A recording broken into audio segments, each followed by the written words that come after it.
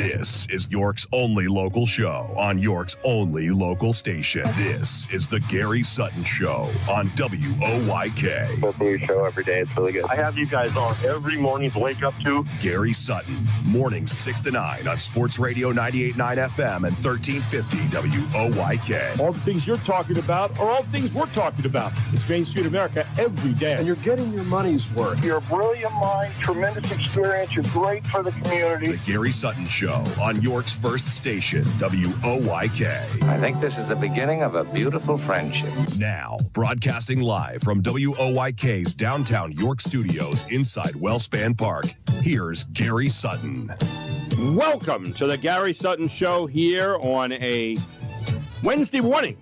It is July the 8th already, and you're right here on WOYK 98.9 FM and 1350 AM live from Brooks Robinson Plaza at Wellspan Park in downtown York, Pennsylvania, and very proud and happy to be coming your way this morning, all brought to you by Ensign and Sparler Attorneys at Law and Kindness Worldwide. Our presenting sponsors, our Back 9 text line is now wide open at 833-478-4729. The Back 9, where golf never sleeps, right here in York County, 259A Pauline Drive, next to the Giant out in South York Plaza. Check them out today at theback9golf.com/York-PA. Our question of the day today, Mark, at Gary Sutton Show, as well as on Instagram, YouTube, and LinkedIn. Now that the United States has lost in the World Cup, have you lost interest in the World Cup, or are you continuing to be very interested, especially with some of the games that happened last night with Argentina coming back against Egypt, down with 11 minutes to play, 2-0, which is unheard of in soccer, wiping out that lead and then winning in stoppage time. And then Switzerland winning last night as well. So Switzerland and Argentina will now face each other in the long run. So are you still interested in soccer? Has it been good for our country? Couple of different questions there this morning. You can check out my video question at Gary Sutton Show on Facebook, also Instagram, YouTube, and LinkedIn, as I mentioned earlier. We have got a really interesting show for you today, including Congressman Scott Perry, who was going to be with us Monday, but had another engagement he had to take care of. And so he'll be with us today at 8:35 here on the show as well. But we got Dawn Kiefer in today. We got Jeff Coleman. We've got Patrick Ball on the York Fair, and also what's happened Life Path Ministries with Code Red. So we got all that for you today. Plus, we'll keep an eye on all the news stories that you're talking about. Maybe a few little fun things along the way that we are wont to do.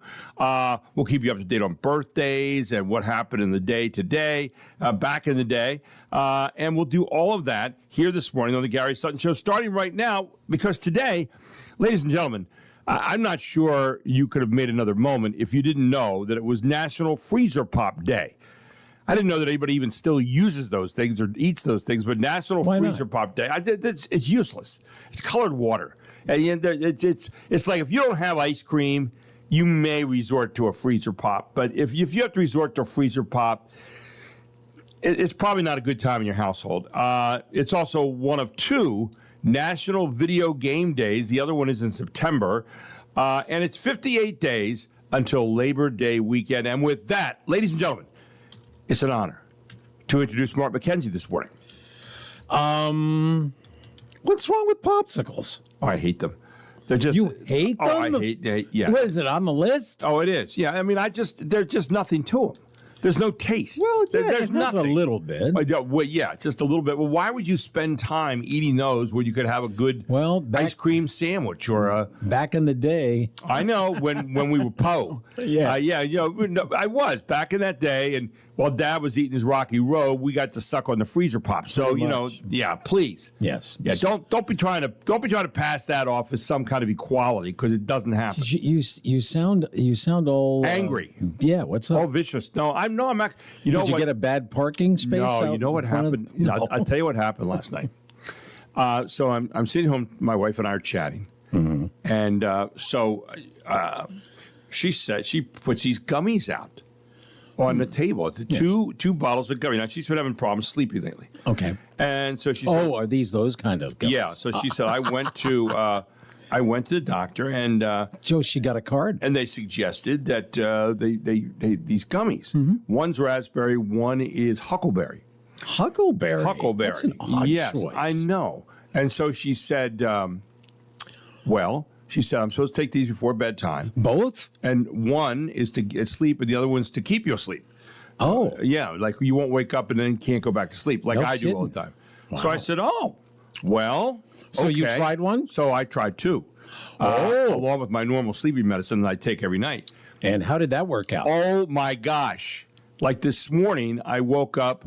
It was and a new day? I feel great, and I slept straight through the night. And my wife, she said she slept like normal, and which isn't good. But I woke up this morning, I was like a lead. However, Oh. when I'm walking, I'm trying to remember my name as I'm walking through the house. It was one of those where, whoa, what is this? And I was thinking of the things I had to do today, and I'm lining things up, and it felt like a little bit of a weight on my head today. So Interesting. I've been trying to So a hangover? yeah, maybe. I don't know if it's a hangover, but it certainly has a leftover effects. And so now maybe half a gummy. I don't know. Maybe just one. That's actually a good thing to do. You're You're trying it out. You're testing it Right. out. So I tested these things last night, and wow, and they work, and they actually tasted good. There wasn't any aftertaste to them. And I thought, okay, I did it, but I've never had one. I've had them before. I have some that my doctor gave me before, but it's just You didn't take them. I only took them once or twice. They really didn't have an effect, and they kind of sucked. I mean, they didn't taste good. So this is a better version? Yeah, these are a lot better version, I think. And since I'm slurring my words this morning, yeah, they're a lot better version, I think. So there you go. With that, we turn it back over to Mark. Yes. I think. No, that was interesting. I I have the opportunity to try them. I think if I wasn't taking naps just about every day, Right. then I think I would do that. But I get plenty of sleep one way or the other. Yeah, mine's kind of like yours. It's off and on, and, Yes. and I grab little naps and Yes. things like that. I'll sit back in my chair downstairs. I was reading a book yesterday. I'm reading trying to finish up this book I've been reading forever about Washington's confidants and the people that helped him shape the presidency. And I'll tell you what, Madison to some degree, Hamilton and Jefferson did not like each other. Not a whole lot of people liked Hamilton anyway, but they were going at it pretty much regularly. And you talk about all the insidious behind the back stuff today. They had nothing on our founding fathers. Our founding fathers were pretty good at writing letters and under other names and things like that, and cutting each other's legs out from underneath them. I mean, it was really pretty horrible stuff. So all the stuff you hear about them, this book is just really good. So it must be really long, though. it is very long, and I'm reading it like a page at a time. So I hear you. Doing my 3-year read. You don't have to explain to me. No, I'm actually making it through. But some of it is really dry in places, and so I'm kind of working my way through. You know what my father used to do? What's that? My father rarely watched television when we were kids, so we got to watch what we wanted. Right. And he would sit on the couch and he would read a book, and every week he would probably go through 3 books. That's pretty good. Well, and it didn't occur to me till like later in life that, that was a lot of books. How did you do that? How do you read 3 books? Are you like a fast reader or something? And he admitted that there were parts when he says, when the author goes through some of these elaborate descriptions, he says, I just skip over them. Yeah. He does, that dry part. He just doesn't bother. So I said, well, then it makes it easier to read 3 books. Anyway, it's Be a Kid Day, and might I suggest, in order to celebrate that, you have a freezer pop. Oh, please. It is National Milk Chocolate with Almonds Day. That's a great They're okay. That's the only time that I'll eat milk chocolate is if almonds are in there, and then I will lower myself to milk chocolate. Otherwise, it's dark chocolate all the time, forever. Amen. It's Coca-Cola Day, but it's because it's the birthday of John Pemberton. The guy who invented Coca-Cola. Correct, yes. Pharmacist. So here are some events that happened on this July 8th throughout the annals of time. And on this date in 1680, the first confirmed tornado in America killed a servant in Cambridge, Massachusetts. Wow. I can't imagine they have lots of tornadoes in Cambridge for all. And that's the first reported That's tornado? the first one, yeah, allegedly. Wow. Yeah. On this date, 1776, Colonel John Nixon gives the first public reading of the Declaration of Independence. Yeah. And this was to a little crowd in Philadelphia. Yeah. We've had so many different days for the Declaration. You notice Yes. that it was never on July 4th. July 4th kind of gets bypassed. It does. It was kind of Until we celebrate. a catch-all. Yeah, sort of. exactly. On this date, 1796, the U.S. State Department issues its first U.S. passport. Okay. It was on this date, 1835. This one you're going to remember.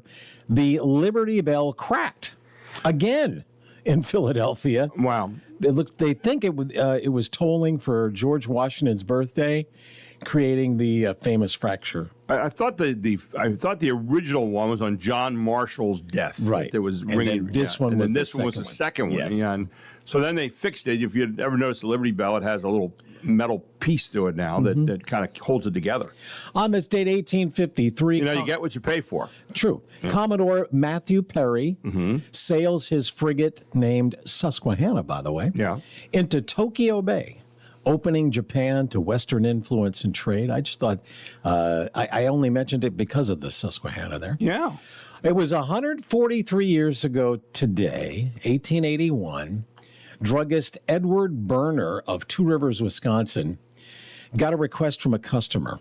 All right. Now, on this date in 1881, it was a Sunday. And a guy came in and he wanted some ice cream with the topping, the chocolate sauce they used for sodas. Right. And according to the law in Wisconsin, he could not do that. He couldn't make a chocolate soda. So Because it was Sunday, blue laws and all that. exactly. Yeah. So he thought, well, the chocolate sauce on the ice cream actually sounds like a good idea. So he did that, put it on the ice cream, and he decided to name it a sundae. And that is why today is National Ice Cream Sunday. I never knew until now why it was called a Sunday, and that makes perfect sense. It is the one of the many reasons to listen to this program. Well, yeah, I mean, there's and to me, thousands.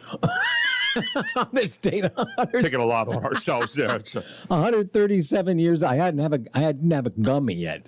137 years ago. Don't do it. On this date, 1889, the Wall Street Journal published for the first time.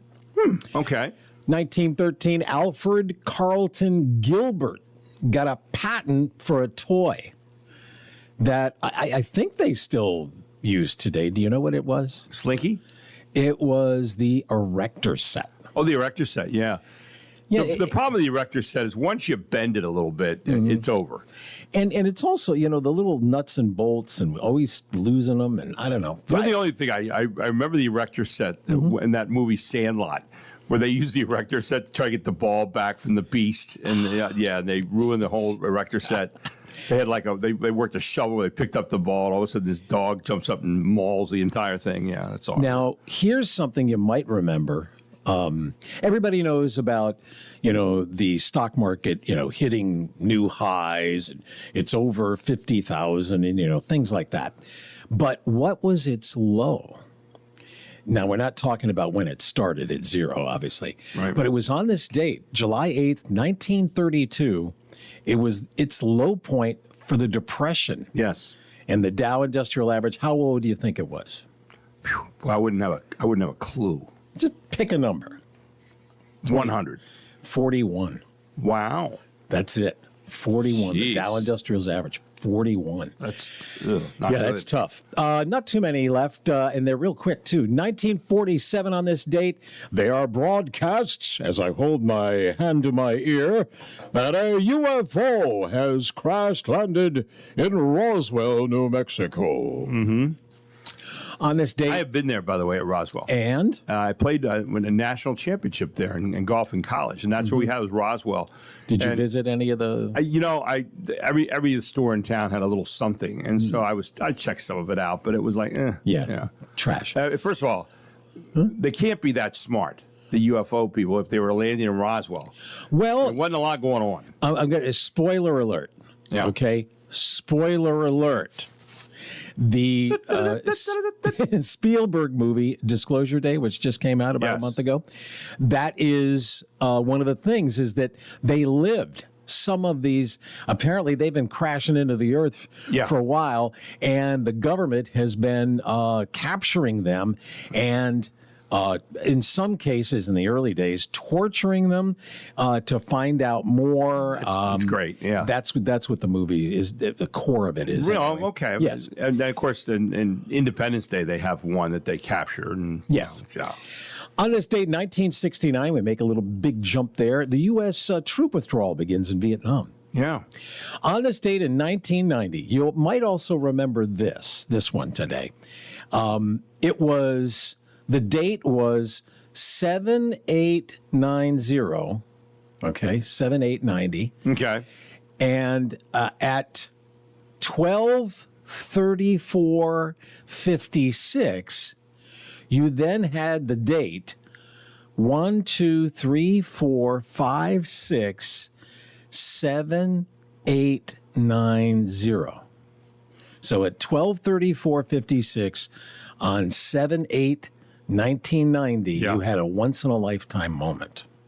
Yeah, I still remember being giddy about that. Yeah. On this date, 1994, preliminary trial rules that there is enough evidence to try O.J. Simpson. Correct. There you go. 2015, NFL's Washington Redskins had their trademark vacated on the grounds that it might cause offense to Native Americans. Still stupid, I think. But on this date, 2019, U.S. financier Jeffrey Epstein indicted on further charges of sex trafficking of minors. Ugh. And finally, on this date, 2021, global known death toll from COVID-19 passes 4 million. And it's amazing. That was equal to all deaths in battle since 1982. Yeah, that was an incredible time. I mean, you and I were, Yep. the amount of people who were dying from that on a daily basis. And if you got COVID at that time, it wasn't like, oh, I had COVID, yeah, I'll be out for a couple of days. It was, you might be checking out. It was a rough time. It was. As all of you who are around here know during that time. We'll take a break. We'll come back. We got a lot more coming your way, including Rev's lowlights from last night. All here on the Gary Sutton Show on WOYK.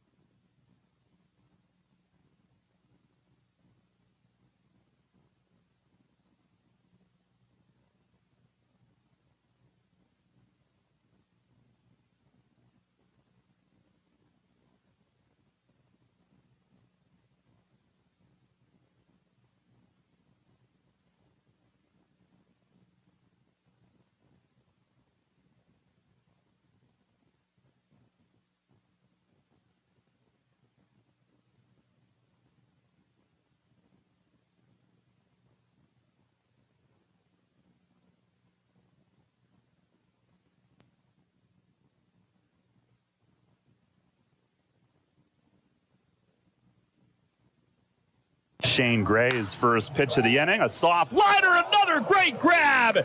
Ben Blackwell making his own highlight reel this week. This time diving to the backhand and steals one. Just like Sunday, full extension, launching himself. 3-2, and he swings and hits one high in the air to deep right center.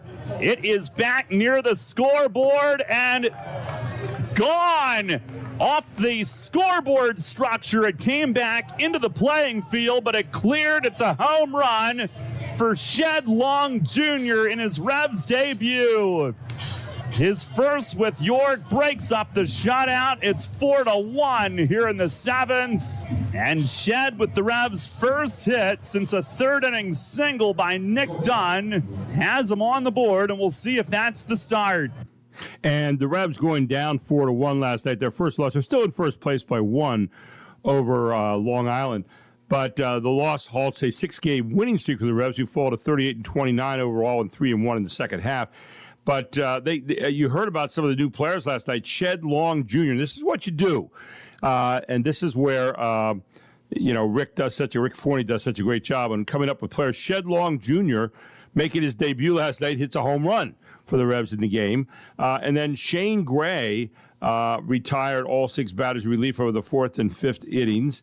We had the opening last night of Brandon Peterson, a starter who did a pretty good job. He's brand new, just joined York here on the road. So you're starting to see some other players added in. And I've often said you're as good as the second team you find during the course of the year in the Atlantic League because, players go up to the majors or go up to the major league organizations, and then you have to replace players. And that's one of the things that Rick Forney is probably as good at doing as anyone in the Atlantic League. But last night, the Revs going down 4-1.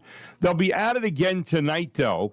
And airtime here on WOYK is 6:25 as Darryl brings it your way, live from Lexington, Kentucky, against the Legends, who are now 4-0 in the second half in the Southern Division. The Revs 3-1 in the Northern Division. So there you go, Mark. So we don't have a lot of time left, but let's switch gears and go to entertainment news. Mariska Hargitay will host the 78th annual Primetime Emmy Awards, set to air on NBC September 14th. The announcement came on the eve of Emmy nominations, which will be announced via live stream on the Television Academy's website at 11:30 Eastern. On the drama side, it could be The Pit, the reigning champ, its biggest challenger, Vince Gilligan's sci-fi drama Pluribus. In comedy, Hacks looks to go out on top for its final season with 4-time winner Jean Smart, a lock for lead actress. In limited series, it's a showdown between Beef and Ryan Murphy's love story, John F. Kennedy Jr. and Carolyn Bessette. Michelle Polino, Fox News. I was decrying Taylor and Travis's wedding yesterday. Yes. Here's yet another reason to scorn it. Even though we didn't get an invite to Travis and Taylor's wedding. You didn't get an invite, did you? I didn't get lost in the mail or anything. I had to sign an NDA. Oh, okay. We still deserve to breathe the same air as those important people. In fact, someone on eBay tried selling a bag of air that was supposedly collected at Madison Square Garden during their big night. Here's the question. A bag of air. Here's the question. Did they sell it? Oh, my gosh. The seller's description claimed, quote, "This isn't just a bag. It's history you can breathe. Frame it. Display it proudly next to your Eras Tour merch and signed footballs, or gift it to that one friend who still believes in fairy tales." They wanted, ready for this, $50,000 for it. But by last night, the listing was already gone. Thank God. If someone would have bought this, you want to go track them down, find them, and slap them. Anyway, on a related note, a website called nycgarbage.com. This is how bad this is. I told this, this wedding's all about making money. nycgarbage.com was selling trash that might have come from the wedding or its guest, items including fabric, soda can tops, and even a single AirPod, all for $25 a piece. They're selling garbage. The website says the wedding's not selling it, though. Well, they say it came from, quote, outside Madison Square Garden, as close to Taylor and Travis' big day as you could have gotten without an invite. In other words, we're not sure it was from their thing, but hey, we'll give it a shot, right? Have you ever smelled New York City during the day in the summer? No, we don't need that. So, again, all about making money no matter how they do it. When we come back, we've got more news coming your way. A lot of things happening, including breakdown negotiations with Iran as of early this morning. Of course, it's later in the day in Turkey, where the president is right now during the NATO summit. But Iran not playing well with others, and the president says maybe we're not going to talk anymore. We'll find out more about that and much more here on the Gary Sutton Show on WOYK, where it is 6:30.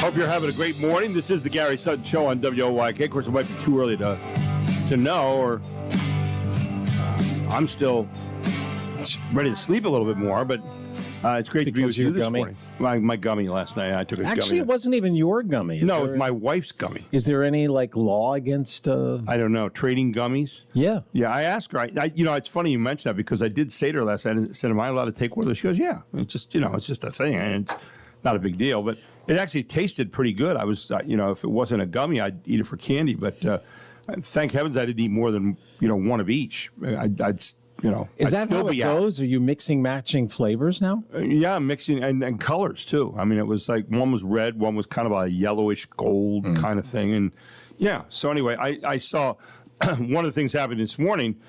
President Trump said after the latest round of tit-for-tat strikes between the United States and Iran that he considers the ceasefire between the two nations to be over while he's visiting Turkey amidst the NATO talks right now, throwing the status of the preliminary agreement to end the conflict and the broader peace process into pretty uncertain territory. Of course, today's Wednesday, tomorrow's Thursday. You never know from day to day what's going to happen with this whole thing.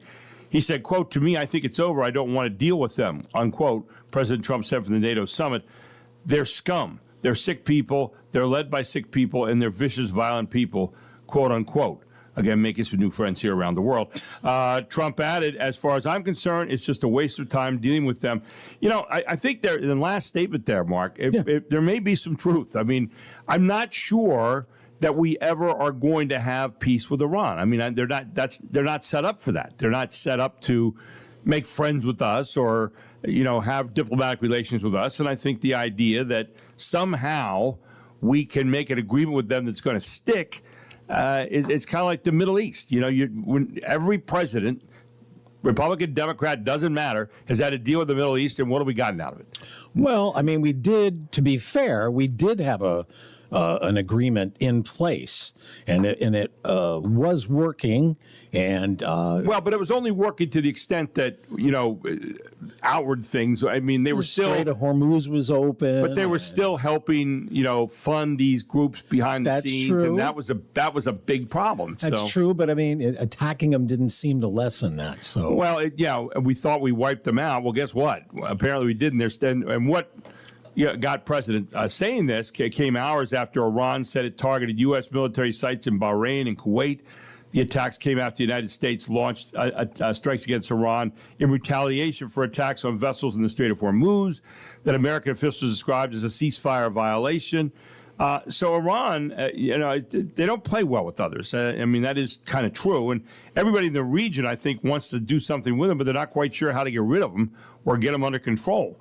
And it doesn't seem like the new leadership coming in is doing what we hoped it would do, which was get popular support, and that hasn't happened. So, and the only reason that the only reason they have a job now is because we wiped out the last group. Yeah. So, well, I mean, I don't know how popular that job is. Well, how much you want to make peace with the guys who wiped out the other guys. Yeah, so, I'm not sure either. But so anyway, we're watching that. That's a big one that's on the table right now and trending. Chalk up another career milestone for Shohei Ohtani. What do you do? And what will be a Hall of Fame career. In the first inning against the Colorado Rockies yesterday, Ohtani led off the game with a home run, the 300th of his young career. No, already? 300. Yeah, he crushed right-hander Michael Lorenzen's third pitch of the game, a 93-mile-per-hour sinker over the center field fence at Dodger Stadium for the milestone blast. I thought it was in Colorado. Yeah, well, it was against Colorado. It's probably in Colorado by now. Giving the Los Angeles Dodgers an early 1-0 lead. And if you're wondering where Ohtani stands among the Dodgers' all-time franchise home run leaders, he's not quite there yet. Here's a look, and it's not that big. Duke Snyder, number 1 with 389. Gil Hodges, number 2 at 301. You got Eric Karros at 270. So that would put Ohtani in third. But he's had 129 home runs during his 3 seasons with the Dodgers. That's crazy. Yeah, so there you go. Shohei Ohtani continuing to become, if he isn't already, a legend. World Cup winners last night. You had Lionel Messi and Argentina coming back, and they were down 2-0 with 11 minutes to play, and they beat Egypt last night, and then Switzerland winning, and I forgot who the heck they beat. And that was Colombia. And it was penalty kicks. So, both of these things, I have this sneaking suspicion, and I don't know this is true, but it does seem like these games, especially the Switzerland one in Colombia, is like, are they waiting for like the last 5 minutes? I know. Yeah. It just seems like That's what we're they're pacing doing. ourselves Yes. to play frenetically for 5 hard minutes. And then we score once, and then we'll get out. You don't have time to score, so of course it didn't work out that way. And then the penalty kick stuff is kind of weird, because they're kicking from a very short distance away, and generally what happens is the goalkeeper just kind of leaps one way or the other. I was a goalkeeper, so I can tell you a little bit about the mindset. You are not allowed to move before the ball is hit. You cannot move. And then once the ball is hit, you have to guess which way the guy's going. Now, you're only like 15 yards away. And so, and you got a ball coming at you at like how many miles per hour, and you just have to guess right. And that's all they do. Now, they will scout various people and see, well, when they had this, did they go left? Did they go left? Did they go right? But these guys are so good, it's almost impossible to stop. But every now and then, there's a goalkeeper that guesses right and gets in the way, and it's pretty unbelievable. They had one of the penalty kickers last night. He kicked it, and it hit the crossbar and came down outside, so it did not score. And of course, Columbia lost by 8 Here's points. something you may or may not know. If you're a goalkeeper, let's suppose you would stop the kick. Okay. And you would rear back with your arm to throw it back out to one of your fullbacks or whatever. If that ball crosses the goal in your hand, it's a goal. Really? Yes, it really is. Wow. And if that ball crosses that line, that Has that ever imaginary line, it probably has. I don't think in World Cup it ever has. But I know that if you do that, now most guys will put it out in front of them a little bit and get away from the goal line. But the bottom line is that line that comes across there, if the ball goes over that line in any way, shape, or form, even in your hands, it is a goal. Yeah, there you go. Did Messi score any of the? He scored the second goal last night. Second, it's his 8th of the tournament. Yeah, he's so Lionel Messi is in the final 8 again, and they asked him what he thought last night, and I don't understand Argentinian, so but I guess he liked it. Yeah, he was pretty happy. The other major sporting event yesterday happened at Wimbledon. Novak Djokovic playing. He's number 7, I think, in the world. Yeah. And he played this gentleman from Canada, Felix Auger Aliassime. I'm not exactly sure how that's said. And these two guys, at one point they showed, and I think it was in the final game or two of the 5th set. So we're talking 5 hours of tennis these guys played. And each one had scored 178 points. You can't get more even than that, right? Yeah. And so then it comes down to the tiebreak. So they both won a tiebreak. They both won a set. So this is the 5th set. And the Canadian made a couple of poor choices, and he got behind by 2, and Djokovic just kept the gas on, and he made it. He's 39 years old. I don't know how old Felix is, but a lot younger than that. And I couldn't quite understand, what is it like for a new guy who's highly ranked? Obviously, he has talent, but Djokovic, he's been doing this for decades. He just knows. He was running that kid like crazy, and I thought the kid should be running him, in order to win, but it just didn't work out. Brain over talent right there. I guess, yeah. Yeah, so, it's... So, and it's not going to get any easier for Djokovic because now he's got to play center. Yeah. And that's going to be rough. But, yeah, there you go. By the way, don't shave your dog. What? If you thought about shaving your dog because it's really hot and it has, we just jumped into that, right? By the way, don't shave your dog. See that? What made that funny is you go right from Djokovic to don't shave your dog. Right, exactly. Yeah, that's what made that hilarious. And my God. When it's hot, we need to look out for each other, including man's best friends. Dogs don't sweat like we do, so they can get heat stroke really fast. But there's an easy way to figure out if it's too hot for them to run around outside. Just take the temperature and the humidity, add the two numbers together. If the total's more than 150, that means it's too hot. So they should probably stay indoors. Here are 5 more quick summer safety tips if you're a dog owner. Watch out for signs of heat stroke. The main signs are heavy panting and loss of energy. So if you're on a walk and they start acting weird, find some shade, give them some water, or if they're really bad, spray them with a hose and call your vet. Okay, don't make them go swimming. Most dogs don't like to swim. Actually, most dogs like to swim. Forgive me. Most dogs like to swim, but some breeds, like pit bulls, don't. So don't carry them into the water because you'll just freak them out. And if you toss a stick in and they don't go after it, don't force them to do so. Yeah. Number 3, don't burn their paws on the sidewalk. Just test the ground with your hand before you go for a walk. If it hurts to keep your hand on there for a few seconds, guess what? It hurts for them to put their paw on there. Find a place with grass instead. Number 4, give them a haircut, but don't shave them. Trimming their hair is okay, but some dogs have an extra layer of hair that actually keeps them cool in the summertime. So check with your vet first or Google the breed of dog you have. Don't shave them, though, because they can get sunburned. And they're more likely to get bitten by bugs if they don't have any hair. Good point. And finally, number 5, give them a check-up petting.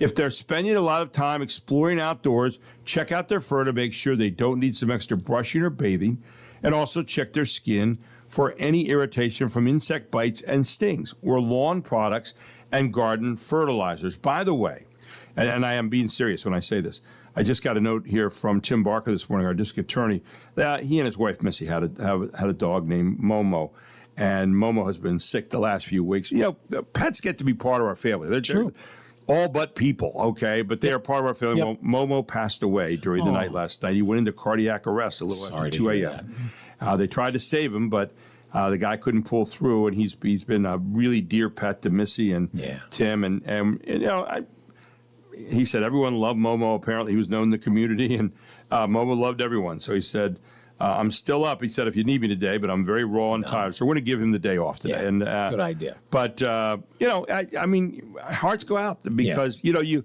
and all of you out there with a pet, you know what we're talking about, whether it's a dog or your cats or whatever.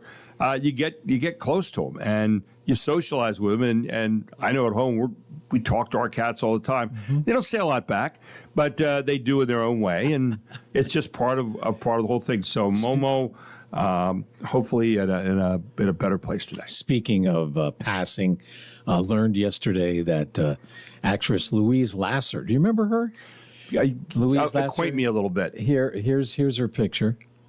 You remember her? Oh, yeah, I do remember her. Now, what was she? She was in a lot of things, but mainly she was in a TV show called Mary Hartman. That's it. Yeah, that's where I saw critically acclaimed. Yes. She was married. I don't think I knew this, but she married this guy here, the Woody Allen. They were married for I did know that because she was kind of weird. And yes. You know, she and Woody Allen would have gone together. It was like Diane Keaton and Woody Allen in the early days, and then this lady, this Lasser girl. And I remember when I think when she was doing Mary Hartman, she was married to Woody Allen, who that had to be some interesting dinner time conversation, don't you think? Huh? I'm just saying. We'll take a break. Yes. We'll come back. The Gary Sutton Thursdays. Show, the Gary Sutton Show, right here on WOYK.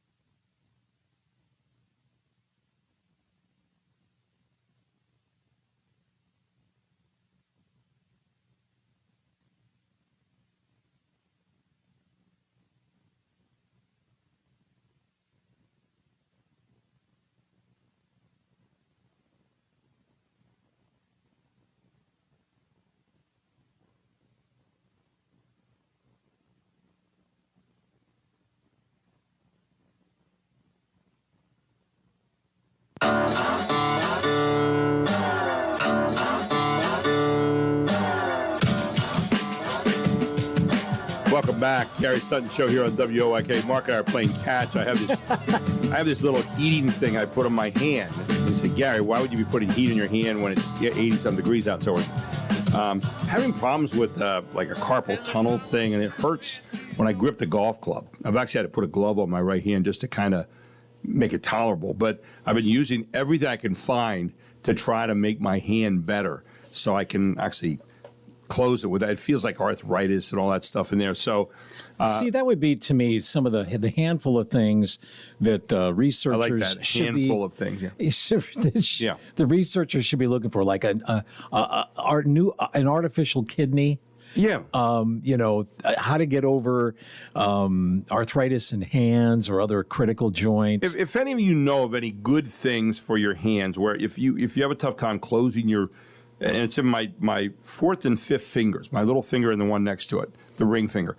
It really hurts. How about a gummy? Gummy might work. It would at least make me forget about my hands. Don't they have? Or you probably have tried it. I already have it. CBD cream. Yes, right. Yeah, I'm putting down on it too. I've got everything. Yeah, it's just I have BioFreeze. I've got all these different kinds of things. I'm putting everything on it, and I'll tell you what, it gives you momentary relief, but then.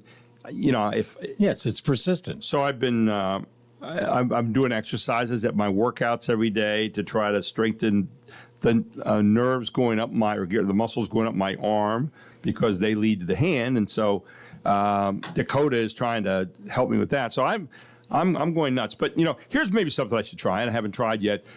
Girl Scout cookie donuts. What? Yeah, some food mashups just make sense. Oh, my. Like peanut butter and jelly or chips and dip. Okay. But this next one is pretty special, too. Krispy Kreme. Krispy Kreme is teaming up with the Girl Scouts to make Girl Scout cookie donuts. It's basically comfort food meeting comfort food. Yeah.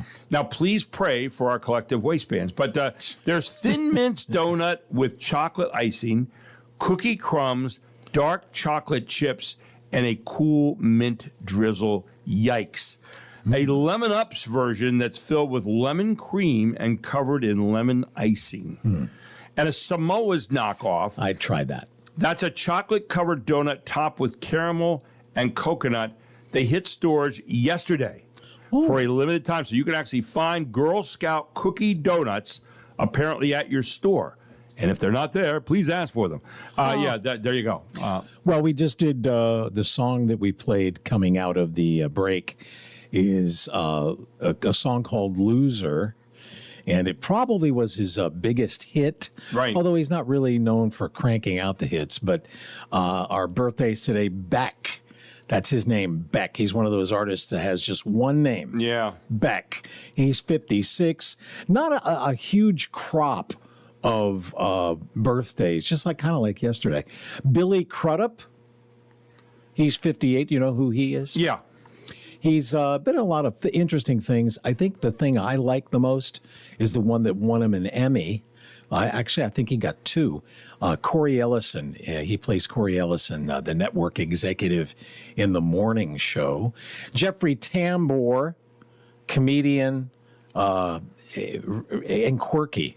He's 82. Yeah, and a big voice. A big voice. Angelica Houston is 75. Played Morticia Addams in the movie The Addams Family. Yeah. And lastly, Kevin Bacon is 68. Now, here's a story locally that is rather interesting. Police in York County are seeking a dirt bike rider accused of firing a shot at a driver. The police in York City are seeking the identity of a dirt bike rider accused of firing a shot at a driver. Investigators say a dirt bike rider pulled out a gun from a black crossbody bag and fired a shot at the driver in the area of East Boundary and Vander Avenues. Now, it happened around 1:30 on June 17th. Now, police are asking for help in identifying the suspect, who was pictured. Anyone who recognizes the rider has information is asked to contact the York City Police Department any of the following ways.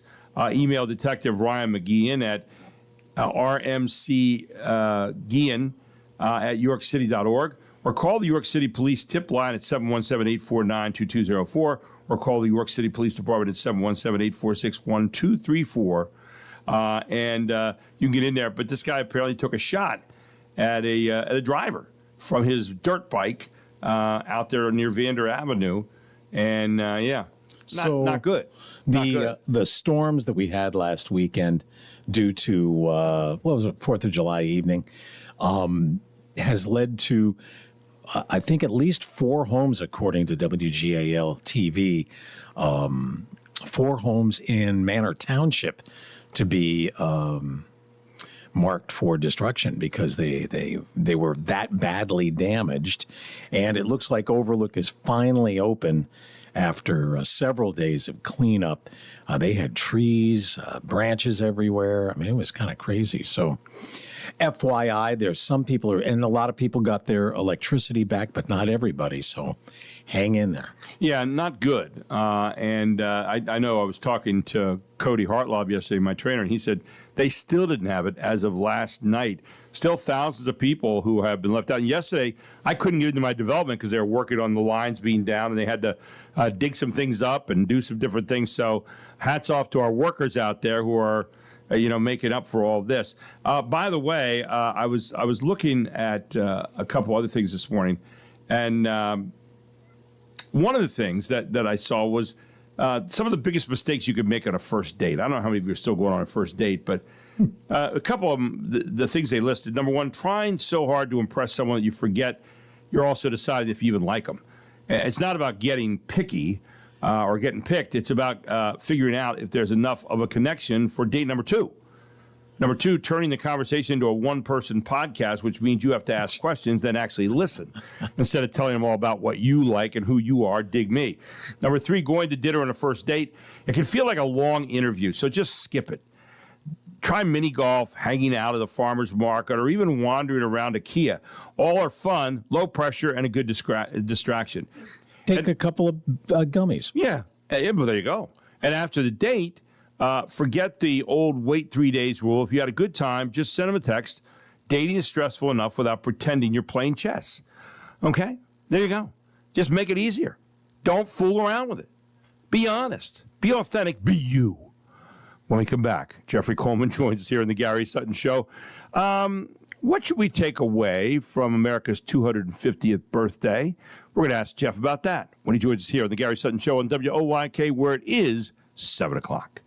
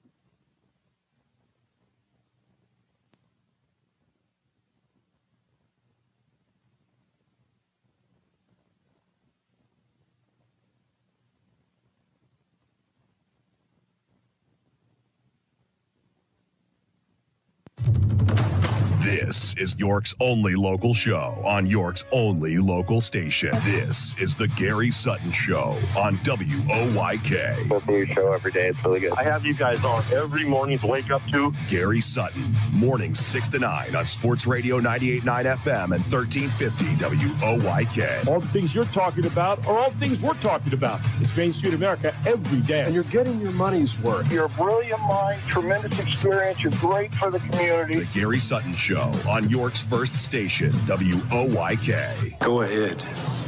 Make my day. Now, broadcasting live from WOYK's downtown York studios inside Wellspan Park, here's Gary Sutton. Welcome back. The Gary Sutton Show here on a Wednesday morning, hour number 2. Live from Brooks Robinson Plaza in the heart of downtown York, right here at Wellspan Park. We are the voice of York and York County. This is the Gary Sutton Show. And so glad to be coming to you, brought to you by Anstein and Sparler Attorneys, alongkindnessworldwide.org. But this hour, your Medicare solutions. What do you know about Medicare? I'll tell you what I knew about Medicare. Not a whole lot. I just knew that I was qualified for it when it came time, and I wanted to know what it was all about, what my personal options were, what were the best plans for me. How do I get enrolled? What do I do? Well, the people that I went to are Keith and Becky Rill. YourMedicareSolutions.net is where they are. Your-Medicare-Solutions.net is where you can find them on the web. And you know what I found out? I don't know a whole lot. They know a lot. I mean, they help you find the best Medicare health insurance plan that best fits your needs. And you can say, well, isn't it the same for everybody? No, it's not. That's what I thought. What's a Medicare Advantage plan all about? They tell you about that. What about Medigap, supplement plans? What about prescription drugs? And I said, well, I had a plan last year. I'll just sit pat on that for this year. Guess what? I was losing $1,500 a year. Keith Rill saved me $1,500 this year through his help with me on Medicare. And I'm telling you what, they can do the same kinds of things for you, where there might be some areas they can help you. Why don't you find out today? If they can, give them a call at 717-487-4382. Doesn't cost anything. No, not to you. 717-487-4382, or email them at rill, R-I-L-L, at your-medicare-solutions.net. Don't forget to also call in today on our Back Nine text line, the Back Nine York's indoor golf facility where golf never sleeps. 833-478-4729. 833-478-4729 is the number. And weigh in throughout the show. Also, if you got any good suggestions for helping my hand, I've got this pain in my last two fingers, and it's like arthritic. I think it has to do with my golf swing. But, I'm looking for somebody that has an answer. Maybe you are one of those people. 833-478-4729. Don't forget the backninegolf.com/York-PA, where they have all kinds of great programs you can join, different kinds of memberships. You can play the best golf courses in the world indoors when it's so hot outside, or during the wintertime. It's open all year round. Golf never sleeps there. And our question of the day today is, even though the United States lost in the World Cup, are you still interested? Have you kept your interest, or has it gone down? And will we be better off as far as soccer after this is all over? I asked that question this morning, a video question. You can find it at Gary Sutton Show on Facebook, kind of our main page, or on Instagram, YouTube, or LinkedIn. So all that there for you today. With that, we turn this morning to Jeffrey Coleman, who is the principal at Churchill Strategies. He also is the co-host of Morning Light on Lighthouse TV, and you can find him here on Channel 49 right here in our area. And he's with us here this morning on the Gary Sutton Show. Good morning, Jeffrey. How are you? Good morning, Gary. I'm doing well, thank you. Well, I'm very glad to hear that. I just was thinking about you today, and I was thinking about the 250th celebration over the weekend. I was thinking, good celebration. It was a great celebration, and I was thinking about, this is probably the simplest of questions, and yet maybe not. What is patriotism? When we look at patriotism, and you're a deep thinker, I mean, you do this all the time. What is patriotism as we think back on the weekend, and we demonstrate it in so many different ways through our songs, our symbols, our flags, our get-togethers, whatever, our fireworks. But what is patriotism? Well, Gary, I think there's a difference, as others have said, between patriotism and for example, nationalism. Patriotism the American ideal is centered on certain principles and an ethic, an idea of what the country is about. Nationalism is a celebration perhaps of your race or bloodline or some geographical boundaries. But what I think the founders did is they pushed us far out of that. And if you read the Declaration, if you read certainly years of presidents who've interpreted the Declaration, especially around the 4th of July, they really talked about the American ideal. What was that? And at the core of that was equality, was the dignity of the individual, was the sacredness of their right to pursue happiness, which they interpreted as pursuing a virtuous life, a good life, ordered liberty. So the American ideal is what we were supposed to be, I think, celebrating. I think sometimes we get caught up in a particular symbol or how well the symbol represents the 250th. We loved the train. I saw the train yesterday, big boy coming through Enola. That felt good. The Liberty Bell. There's all these physical symbols of patriotism. Of course, the flag. But at the heart of it, Gary, is this ideal, which was not the French idea, but the American idea of what uniquely America offers, not just to ourselves, but to the entire world. It's interesting. I'm reading this book, Washington Circle, The Creation of the President, and it's by David and Gene Heidler. And I've been reading it for a while, but I really am kind of soaking it in. And I was reading about, you got all these pictures. We talk about our founding fathers and everything was great and all this. And then you read about what was going on behind the scenes where they're kind of stabbing each other in the back and they're writing articles under other names. And they have very different ways of looking at how the country was to be put together. Washington is kind of in the middle of all this, and he's kind of like the guy picking from the menu that he's being presented with Hamilton and Jefferson and Madison and all these guys. It's fascinating to watch about our country. And as you said, some of the lofty aspirations that we had, and yet some of the ways in which we didn't or did carry it out, slavery and all that. So maybe one of the things that the 250th birthday teaches us is that the nation's defining characteristics had contradictions. We had all these wonderful principles, and yet we were deeply flawed sometimes in the way we practiced them. But maybe the greatest takeaway is that our democracy is a continuous, hard-fought experiment. I don't know, of active stewardship, keeping this thing going, right? Yeah, I think it's like your citizenship vows. It's like wedding vows. It's the King called it the promissory note. It's at the beginning, you're raising your right hand. You're signing the Declaration, in ink. You're making a promise, but there's some months when America has missed a payment. We've forgotten at times what the ideal is. I mean, one of the great jobs, I think, of a president of the United States is not enumerated in the constitutional duties that are prescribed to the president. It is the preservation of the ideal. It is the preservation, the persistently reminding, whether it's a negotiation with Iran, whether it's a selection of the livery for the new Air Force One, whether it is how you decorate the Oval Office. All those things are kind of underpin the idea, words spoken and words not spoken, of what the American ideal is when it comes to leadership. And all of those things are to be reminding us, number one, that we're not worshiping a king, that the people here rule. So there is a certain kind of modesty and a humility that president has to project. Right. And they don't always do it, but hopefully they return to it at particular times in our history when we need it. Yeah, when we think about the takeaway from this last week, and we think about the takeaway on patriotism, I think it's that we can celebrate pretty magnificent achievements. I mean, like defeating tyranny and expanding civil rights.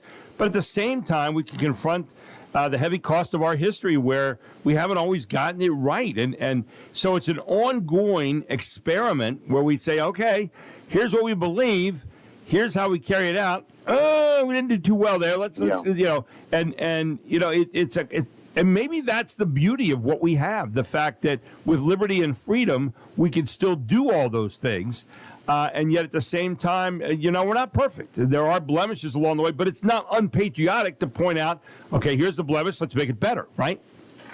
Yeah, every time we drive west and we drive past an entrance to an Indian reservation and understand the story of Native Americans here, every time we visit a place like Memphis or Montgomery or Atlanta, we can remember that there were times in our history when, yes, we sick the dogs on our own people, and we turn the water hoses on children who are marching. So yes, but we don't do that in a way that says we no longer want you to be a part of our family, or we don't put the darker chapters of our history in our families away. We know what happens when we forget that in our family or in our own lives we've made mistakes. We will repeat them if we don't perpetually remind ourselves. And it isn't to make us feel bad about ourselves. Right. In fact, it should show that at junctures we had leaders and we did overcome. We did find a way to perfect the Union in that particular moment of testing and trial. And there were people stepping into the breach in various important, sensitive times that helped to make things better. But, if anything, I thought the anniversary over the weekend kind of reminds us that, number one, we need to be honest about who we are and where we've been and what we do. That's number one. Number two, we have to have some civic literacy and continue, number three, to have active participation and stewardship of transmitting what is good about our nation, being good custodians of our history. I think that's all a big part of the whole thing. Final thoughts on your part. Yeah, it's the idea that we have to remember that the American ideal is not come to America, do whatever you want. That's personal freedom. As long as I don't burn your house down, that's freedom. No. The founders had this idea that there was a pursuit, and liberty was allowing you to get to the ideal. And it really meant interdependence on each other. Right. And it was an ideal that we have to protect every day. Exactly right. And I think, that's it's a tough job being a citizen. It's a tough job, constantly. It's so worth it, though, Gary. So worth it. It really my goodness. Is. And the idea is it's not about personalities. It's not about kings. It's not about any of that stuff. It's about institutions. It's about what we stand for. It's about principles. And at the end of the day, that's a pretty special thing. And we've been doing it for 250 years, so hopefully 250 more and beyond that. But I sure hope so, Gary. I sure hope so. What do you have going on Morning Light today? Morning Light TV, am I right? MorningLightLive.com. I never can get that right. I always spit it out. MorningLightLive.com. And what do you have going on this morning? Well, we've got a few days off at Morning Light. Really? See some best of shows, and there's some new pre-recorded content for much of the month of July. And so it'll be a surprise to me when I turn on it at 9 o'clock. Okay. All right, great. But again, that is morninglightlive.com. Morninglightlive.com. Yep. You can also watch it on Channel 49 right here in our local area. Jeff, always great talking to you here on a Tuesday morning, or Wednesday morning, rather. I'll get it right eventually. And hope you have a great rest of your week. Thanks, Gary. Same to you. Thank you, my friend. Take care. Jeff Coleman, right here on the Gary Sutton Show on WOYK. We'll take a break. We'll come back with more right after this.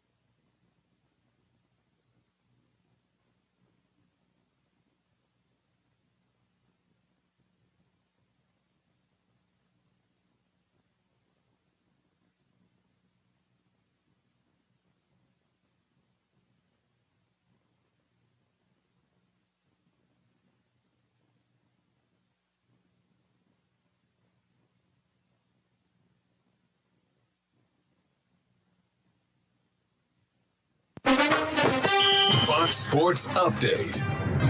Lionel Messi, the savior for Argentina. One of the biggest comebacks.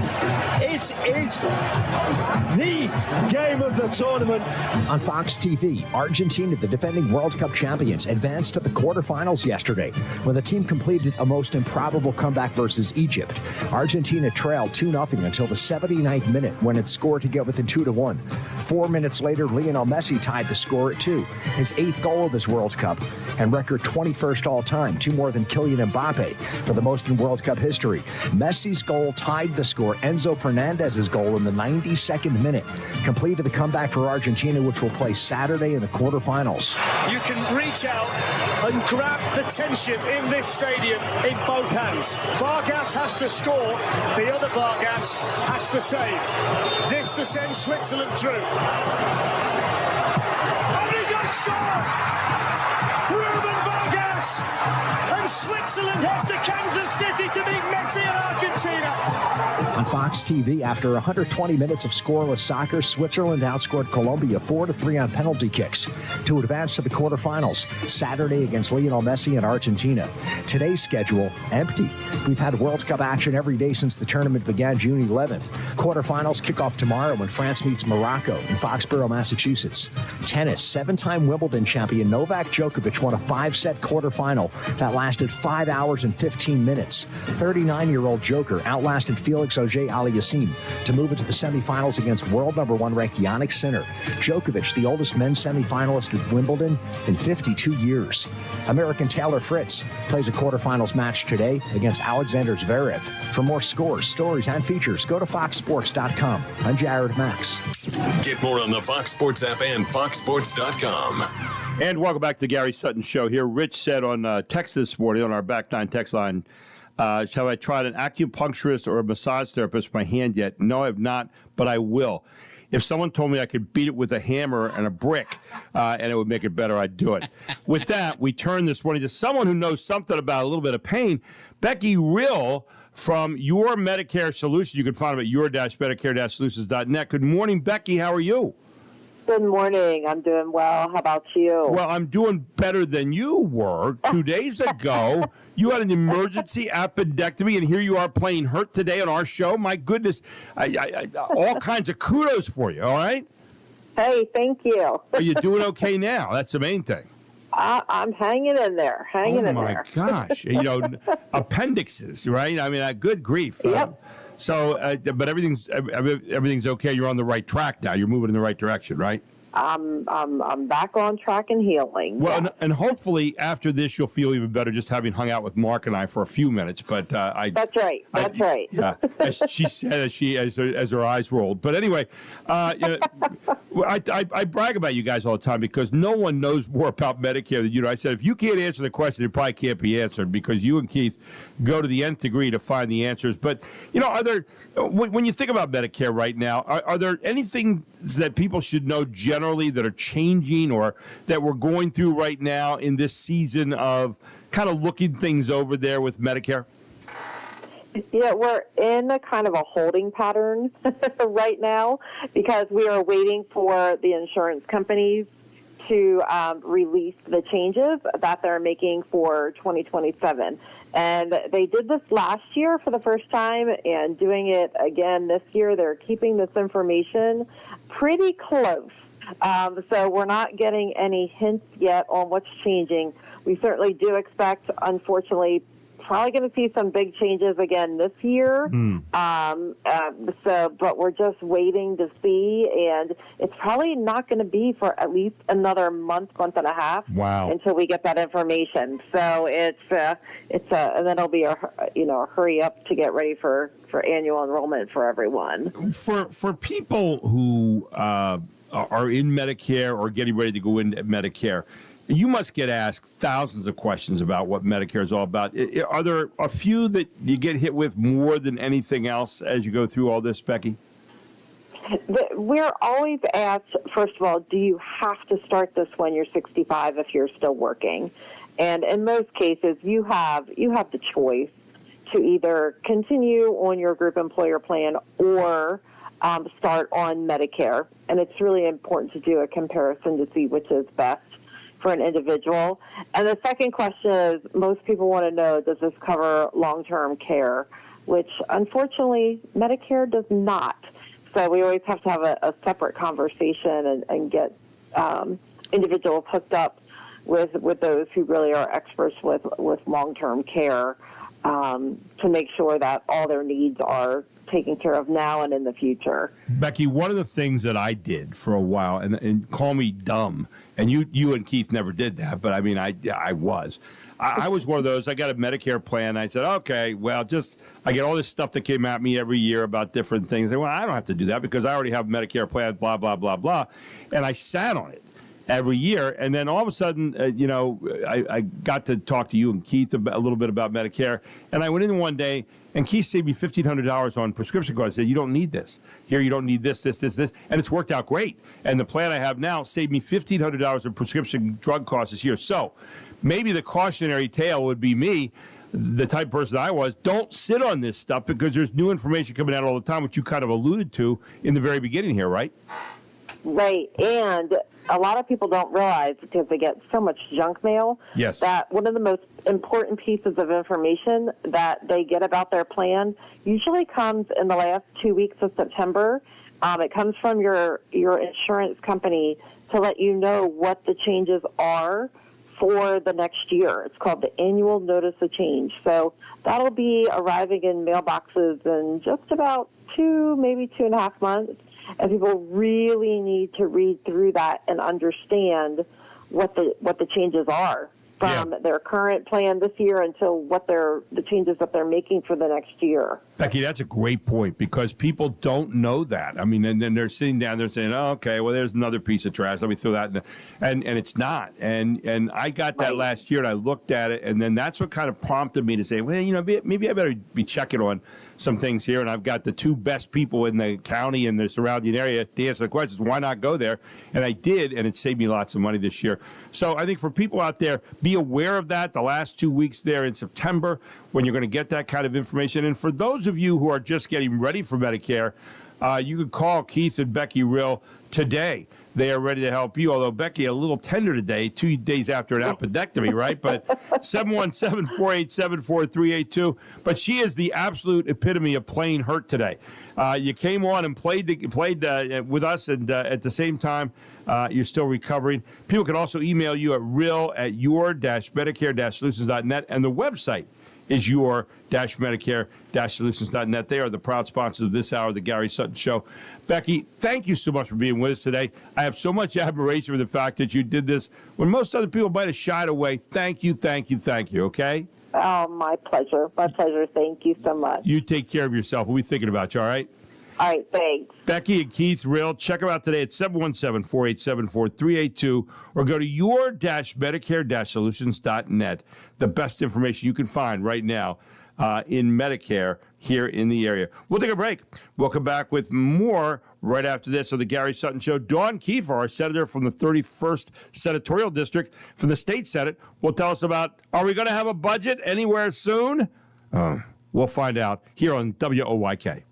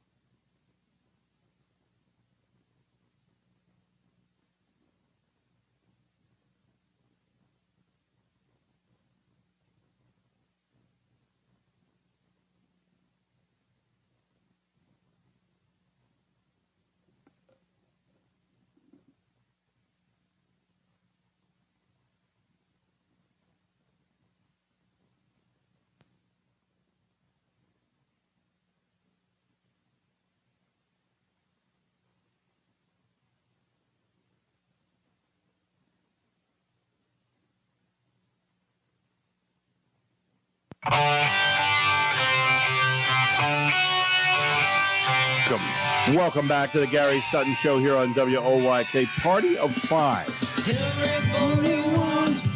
Were they one-hit wonders? Yes, sort of. I mean, this was a TV show theme, which also helped. Remember the TV show Party of Five? I didn't watch it, but yeah, I never saw it. Yeah, it's a good song, and yeah. 19. We're going to be wrapping up 96 pretty quick. So, good. No, yeah, I agree. I haven't been a big 96 fan. You've had so many good ones over the years, and 96 is not. Yeah, let me see what is next. Yeah. Let me see what's next. Got to be anything would be 90, just about better. Yeah. What's after 96? 84. Okay. That was a really good year. So, yeah. Yes. There you go. Stick around. Anyway, welcome back to the Gary Sutton Show here on WOYK 735 on a Wednesday morning, and we welcome in Senator Dawn Keefer, state senator from the 31st Senatorial District. Good morning, Senator Keefer. How are you? I'm doing well. Well, it's great to have you in this morning, and we're all looking around right now at some of the state, and we're saying, hey, do we have a budget yet? But you've got kind of some hopeful thoughts on that, right? Tell us a little bit about where we stand with the budget right now and where we're going. Well, I am new to the Senate. I think most of the listeners know that. I'm about a year and a half in, and I'm told that, they are just negotiating the details of the budget. Okay. So I'm a little skeptical, to say the least. You're couching this a little bit, I noticed. Very carefully, yes. Only because, so I've always been a very, staunch fiscal steward. Right. So you can't spend what you don't have. Right. And so this year, the Independent Fiscal Office, who's independent, right, who looks at all our revenues and says, you're going to bring in about, $47.5 billion. Okay. Okay? Yep. The governor wants to spend 53. That's more money than we have.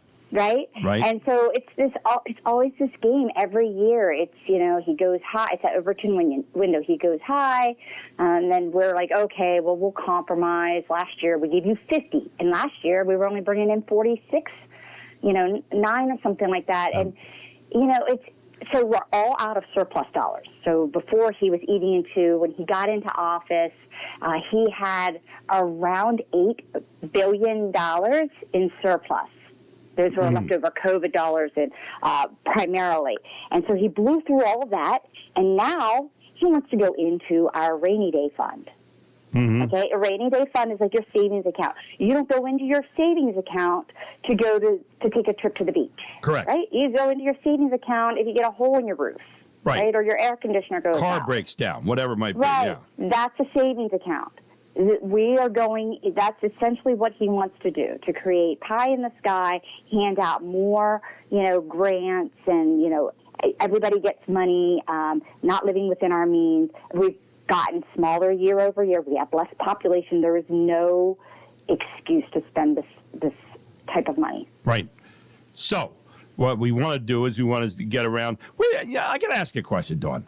Because you are a fiscal steward. You've been very solid in that, even as a representative and now as a senator. When did we get into the idea that it was okay to spend more money than what we bring in? On our own particular budgets in our own households, that's not an acceptable thing. You run into debt. You run up all kinds of interest on debt. You have all kinds of things like that. It's not a good way to go through life. Why would we think that would be a good practice to have as far as our state government and how it spends its money? Especially when we're supposed to have a balanced budget each year, right? Right. Well, you're thinking logically. You're using I'm sorry. sense there, right? And what ends up happening in government, right? You have two different sides with completely two different thoughts, right? Hey, that money's there, and people are struggling, right? Cost of living is really high. Well, guess what drives cost of living? Government overspending, right? It drives inflation. It's economics 101, right? The unpredictability of the market. We don't know what the government's going to do. They're going to have to raise taxes, so prices go up. And so you have these two different dichotomies of how you should spend, and then it's about what can get done, not what should get done. You know, one of the things that you have been working on, and I think it's one of the hottest items right now in the state of Pennsylvania, has been this idea of these data centers. And we're finding out just how much power they suck in and all that kind of stuff. And people are having a second glance at that, I think, as citizens, even though they don't totally understand it. Well, you had you chair the Senate Local Government Committee. You passed Senate Bill 1345 and House Bill 2496 with pretty good bipartisan support. What does this do regarding some of these data centers? So this basically empowers local governments, right? So constitutionally in Pennsylvania, land use is local, and this allows local governments to hit the pause button. For the one bill is up to 6 months. The Senate bill is 18 months, and it would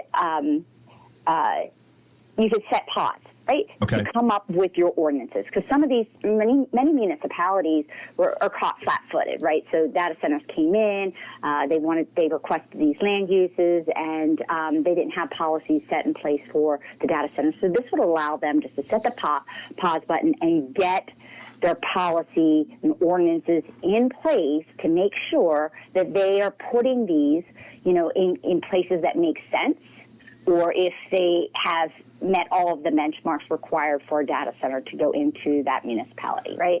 We don't want them we don't want them backed up against residential areas. We don't want them, consuming, our solid farmlands, Right. Tier 1, Tier 2 soils, right? We want to make sure that they're not sucking all the power off the grid. Are they bringing their own power? Do they have their own water, right? Or are they going to be consuming volumes of water? Have they mitigated any sound and vibration?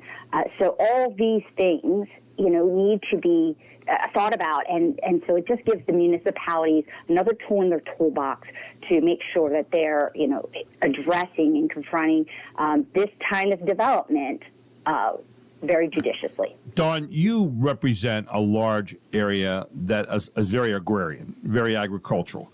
And, I look around right now and I see solar farms, I see data centers, I see warehousing all over the place. And I think, how do our representatives strike the balance between keeping our agrarian culture and yet it also accommodating these kinds of things that are coming in, like the warehousing, like the data centers, and all these different things, like the solar farms that are coming down in the back of my place, all of that. And we're seeing a lot of farmland. My wife laments that constantly as we go by.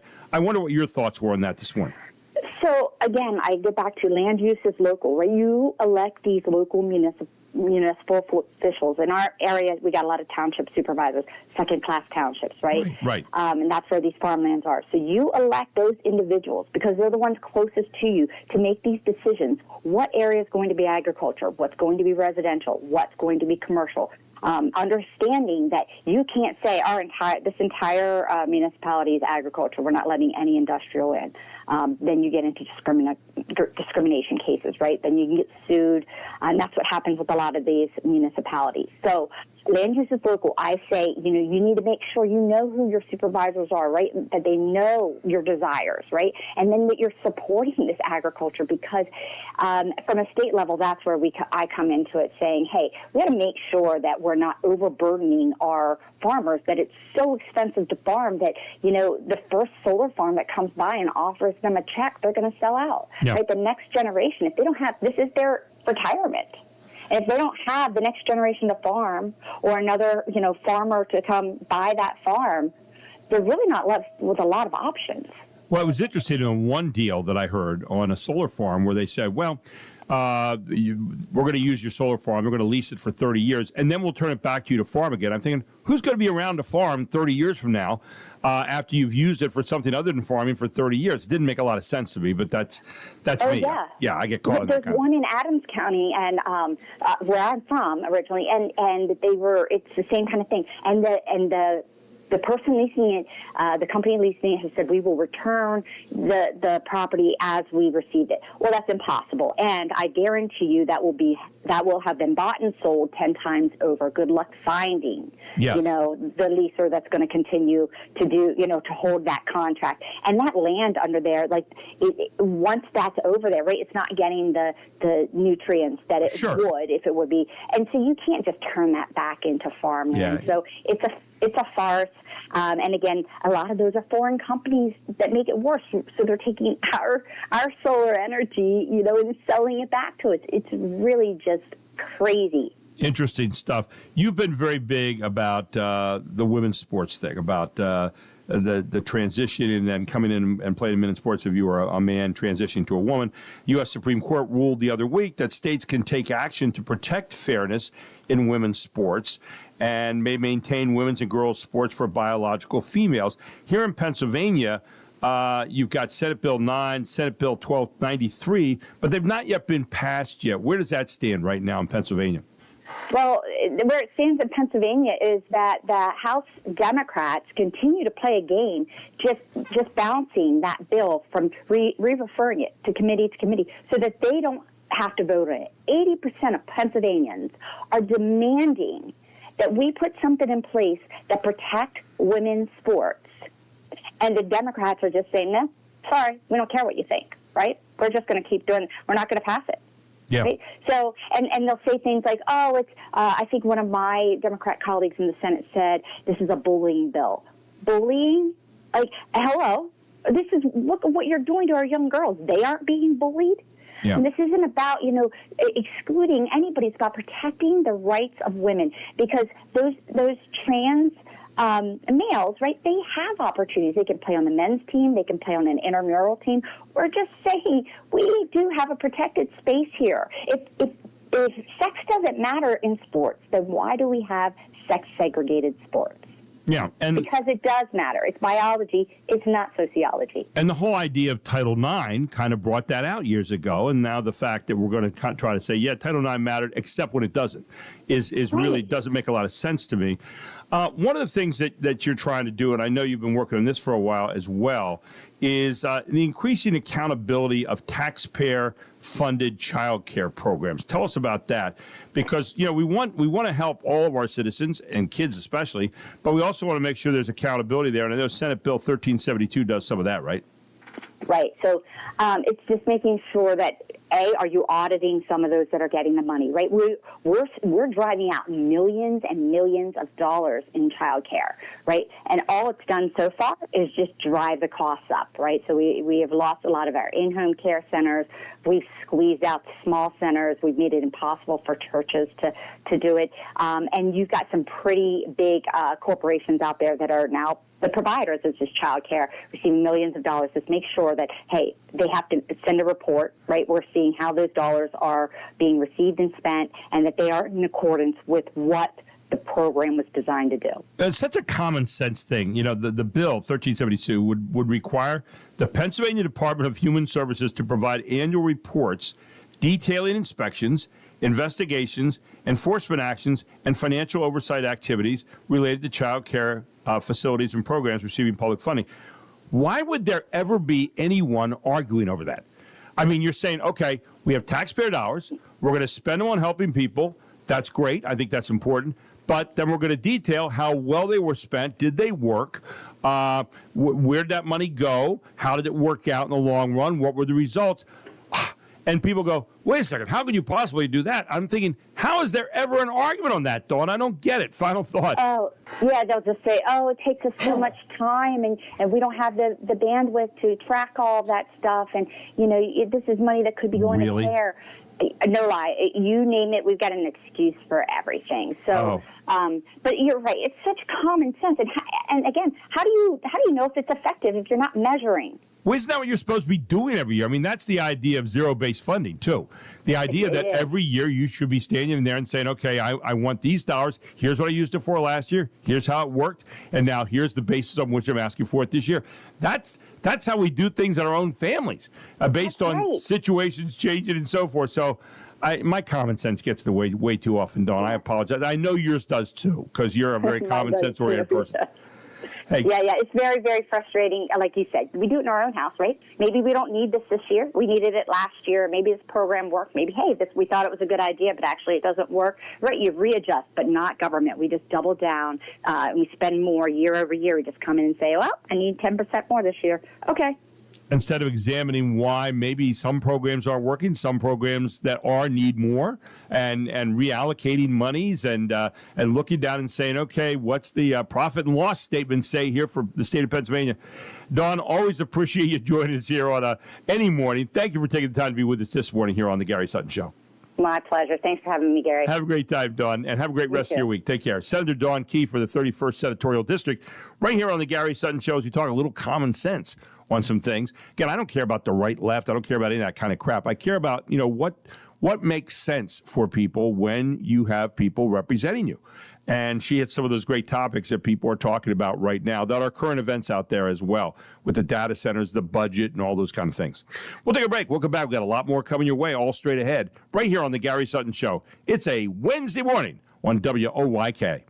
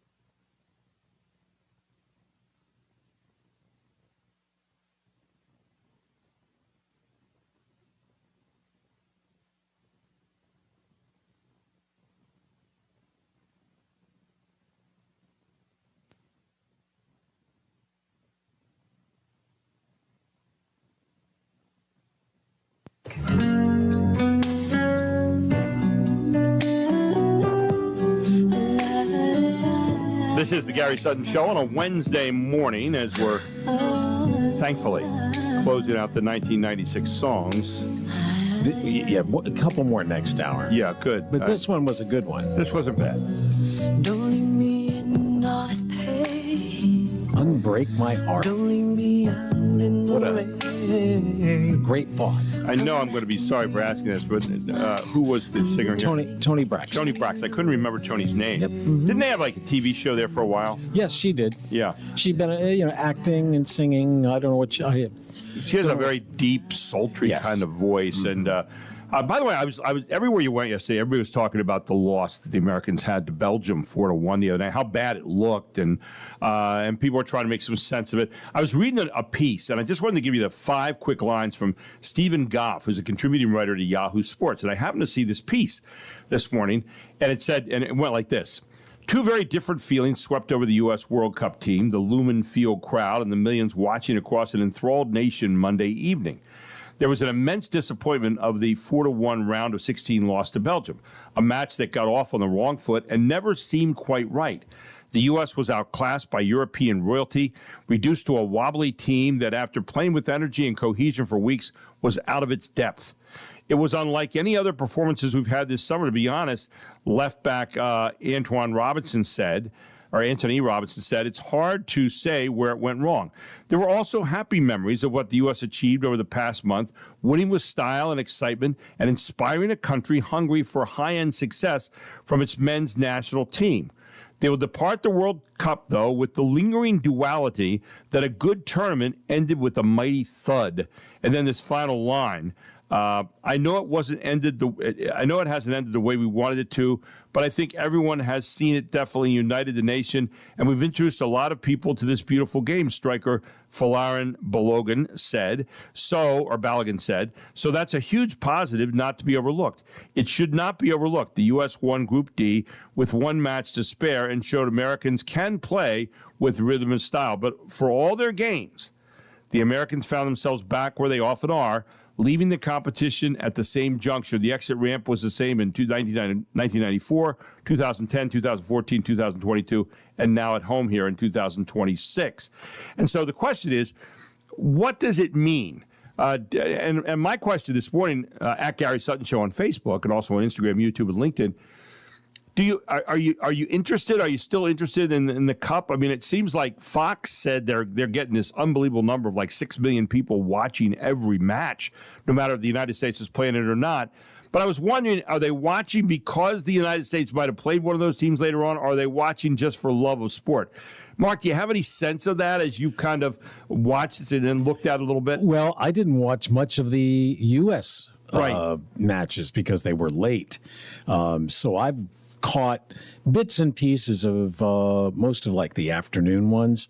And as it gets down, I want to see, that level of competition increase. So Belgium beat us. Okay, well, who's Belgium playing next? Right. And Argentina comes back. So who's the team of the moment? And the competition's only going to get harder. So I'm looking forward to it is hard, though, to watch a whole game. You know what I compare it to a little bit? The United States, and I can't take credit for this. Well, sometimes. Dakota Hartloff said this to me yesterday, and I thought it was a really salient point. He said, make this comparison. Remember James Franklin's team, and he wanted to talk about becoming elite. Yes. And Pennsylvania under him never became elite, or Penn State never became elite because Ohio State was there. Yeah, and they fell apart.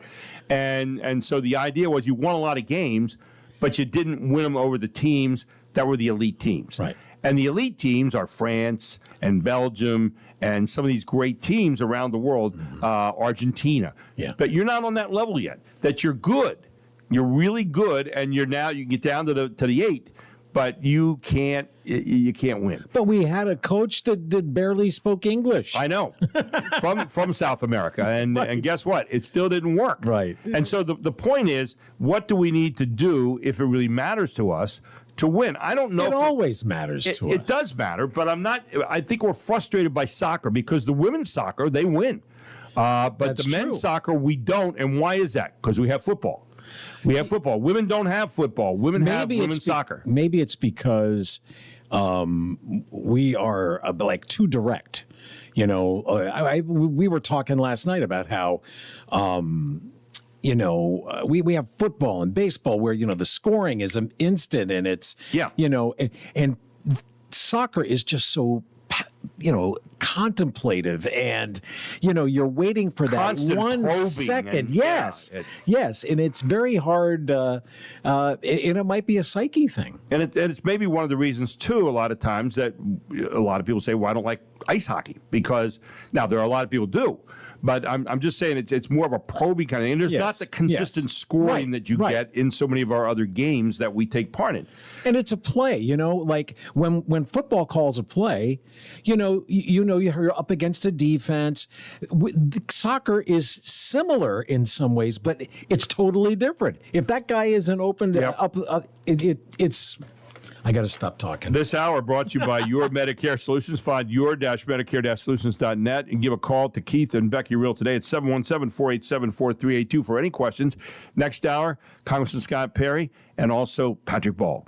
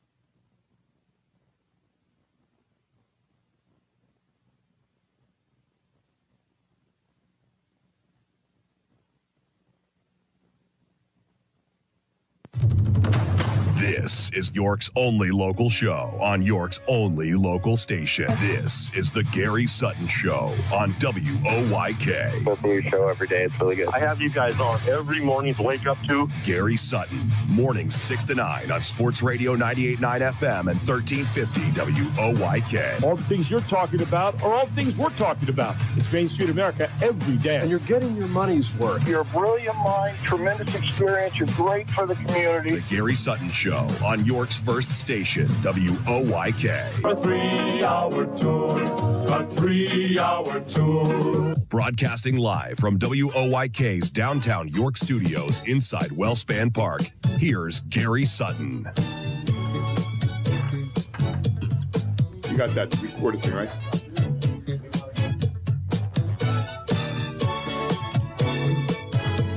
Welcome back to the Gary Sutton Show here on WOYK.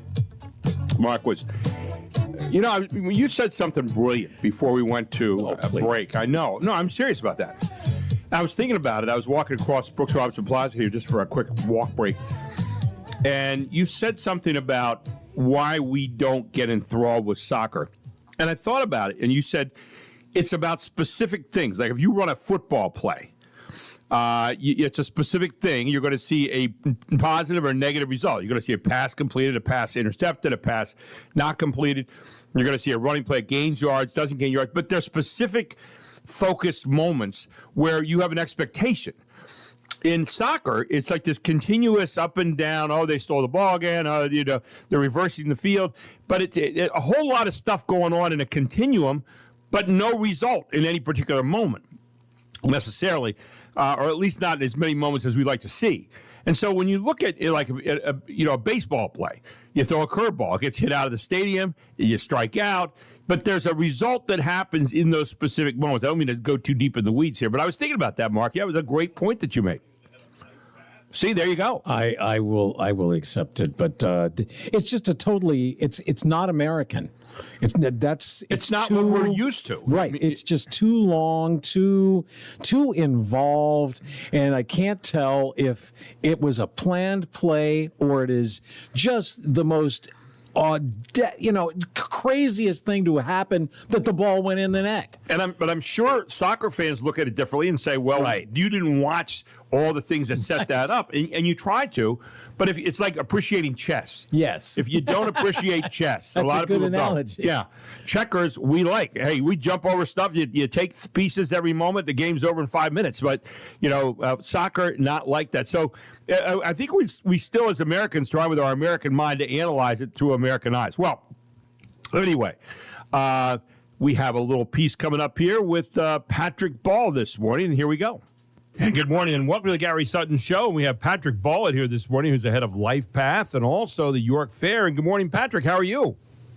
Doing great, Gary. How about you today? I am doing very well. It's a little cooler now than it was this time last week, but I know from the Life Path point of view, with helping some of your guests and various people who are outside and having a tough time getting inside, Code Red were the two words that were most operative last week, right?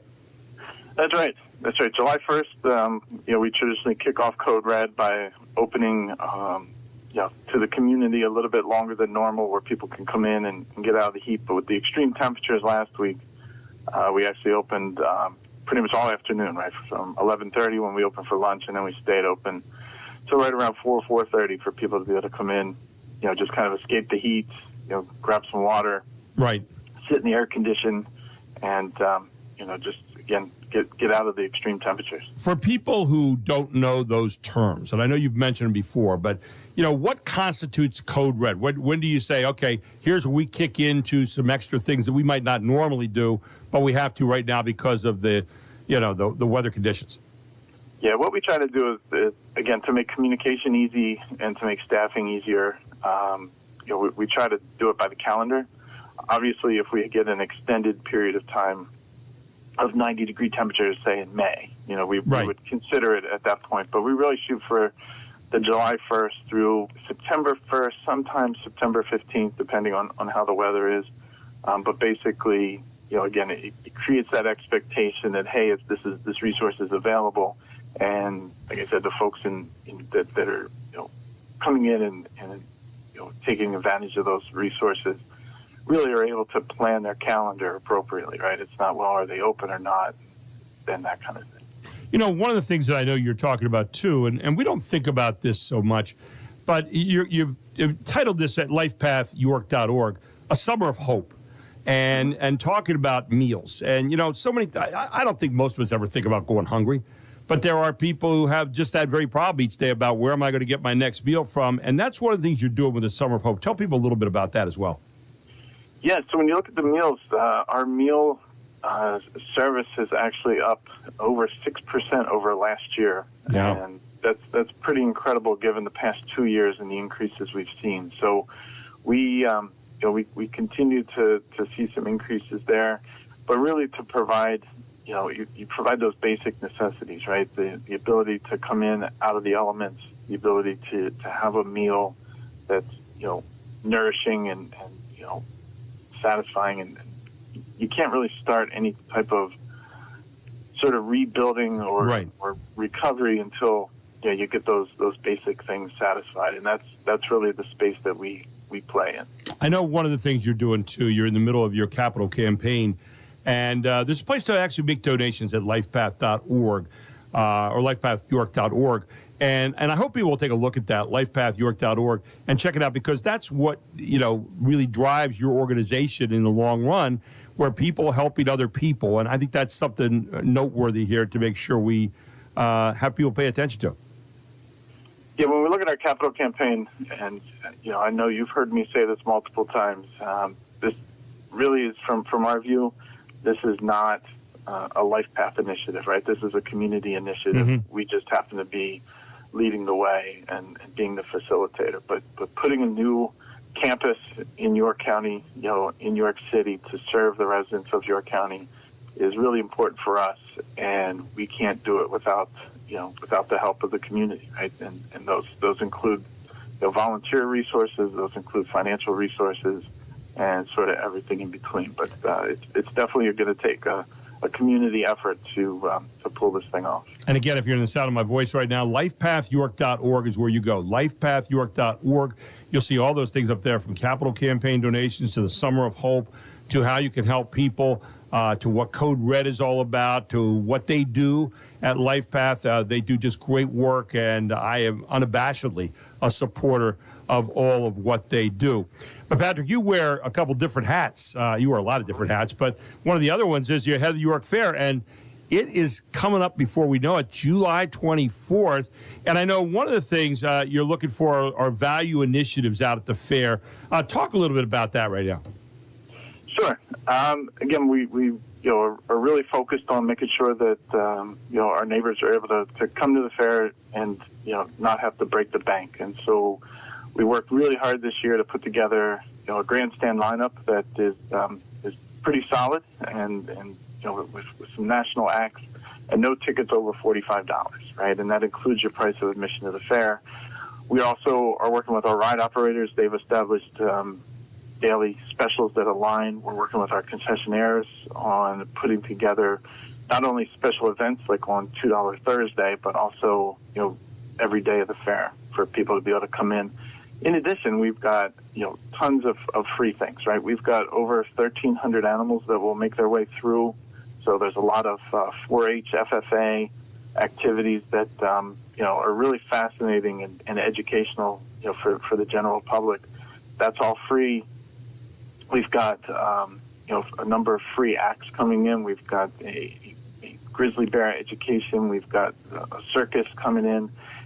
We've got a couple other folks who will wander around the fair or show off their expertise. And then we've got the Ag Education Center, right? And so there's a bunch of stuff to be able to do, a bunch of stuff to be able to see, all included in the price of admission. And so we're really proud of what we've been able to put together.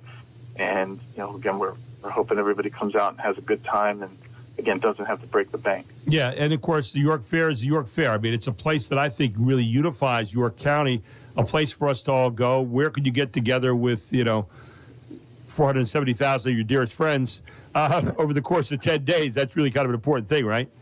That's right. And we really take pride in, the the traditions, but then also, what's new and how are things, changing and evolving, right? And so, we're making sure we're paying attention to the market. We're making sure we're paying attention to, the needs of the community, but at the same time, we still have the racing pigs, right? And so there's certain things that change, and there's certain things that continue to stay the same. I still love it. I still love to get out there. I think it's a great place to see your neighbors and your friends. Wonderful place to get together, see some things you haven't seen in a long time, maybe some new things, and it's all out there at the York State Fair. You can go to yorkstatefair.com and check it all out. They've got everything up there. You can plan your visit. You can get involved. You can have competitive exhibits like my wife does with her jellies every year. Food and shopping there. A history of the fair. It's the oldest interstate fair in the country. And just all kinds of wonderful things out there for you, plus the acts that are going to be coming to town. Or you give a call at 717-848-2596. Patrick, always good talking to you on a Wednesday morning, my friend, and we look forward to next week with you. In the meantime, have a great rest of your week, and stay cool out there, okay? Hey, same to you, Gary. Appreciate it much. Thanks. Patrick Ball, the head of the York State Fair, and also check him out at lifepathyork.org. How many of you suffer from clinical depression? How many of you, and I'm not talking about just feeling down for a day or you feel bad about something. I'm talking about where you don't have any control of it, where it's something that comes on you and you say, how did I get there? I was in a good mood a few minutes ago and all of a sudden, boom, it hits you. And maybe it's, whatever the reason might be. Could be something that's passed on in your family, could be something where you're missing a certain thing like serotonin, whatever it might be. But you just know you feel gray. You feel really down. And I've had that my whole life, and I have fought against it, and I've gotten some control over it over the years through the use of medicine and also the use of counseling and so forth. But it's something for a lot of time that people didn't want to talk about because it kind of represented a weakness. Well, it's not. It's just part of what we deal with. We all have to deal with different kinds of things. And when it comes to depression, I have a very special interest in it. And it's one of the reasons that I've gotten very interested in what they're doing at York TMS Clinic right out here at 1806 North George Street in York, where they have the NeuroStar treatment.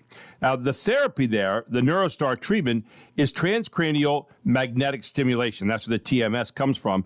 And what it does, it's like a little machine. You sit down on what is like a Chase lounge. You sit back. You're talking the whole time. You're not going under. It's not invasive. It's not a drug treatment. But they have a machine that goes right to the heart of where you have the area that's going to affect depression. And what you try to do is try to wake up those areas with low-level kinds of magnetic pulses. And that's what it does. Helps your brain to work in the way it should. It's like physical therapy for the brain. Now, if you go to Gary Sutton Show on Facebook and page on down a ways, you'll see Dr. ATN and I did a short podcast on that. And it was about 20 minutes, and he explains all about how it works. But a session lasts about 19 minutes per day. You could drive yourself there. You're driving yourself home. Nothing changes. You're talking to people the whole time it's going on. It's not something that's painful, but it's something that maybe can help you. They're finding that 83% of patients saw improvement in depression symptoms after having one of these. 62% of patients saw symptom relief remission. Now, I know a lot of people go to a lot of different ways to get depression solved. They might use a psychologist, psychiatrist. They might use a certain type of medicine. There are all different things that you deal with. But maybe that's not working for you, and because everybody has different ways they react. So would you consider using York TMS treatment with the NeuroStar machine? Find out about it. Stop on by today, 1806 North George Street, right here in York. They're always happy to help you. And get a packet. While you're there, ask if you can see the machine, okay, and how it works. And they'll explain it to you with a smile, and they want to help you, and they want to help you get back to a good balance of life. That's what it's all about. That's what I'm trying to do, is make sure that you are happy, and I support York TMS Clinic and what they're doing. 1806 North George Street right here in York. Give them a call today at 717-970-5473. That's 717-970-5473. And tell them Gary Sutton proudly sent you. WOYK News Time is 8:19.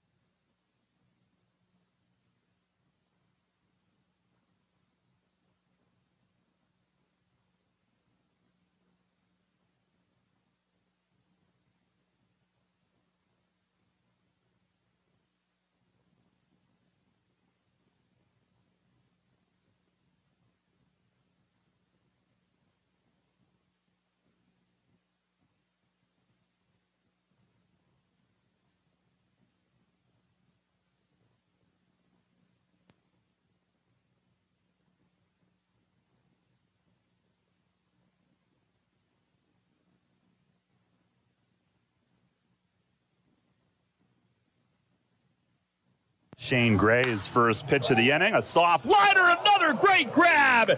Ben Blackwell making his own highlight reel this week, this time diving to the backhand and steals one. Just like Sunday, full extension, launching himself.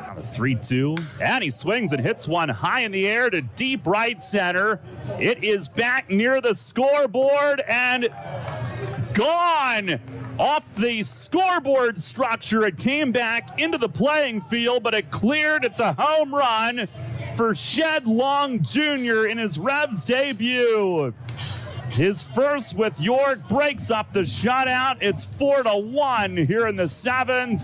And Shed with the Revs' first hit since a third-inning single by Nick Dunn has him on the board, and we'll see if that's the start.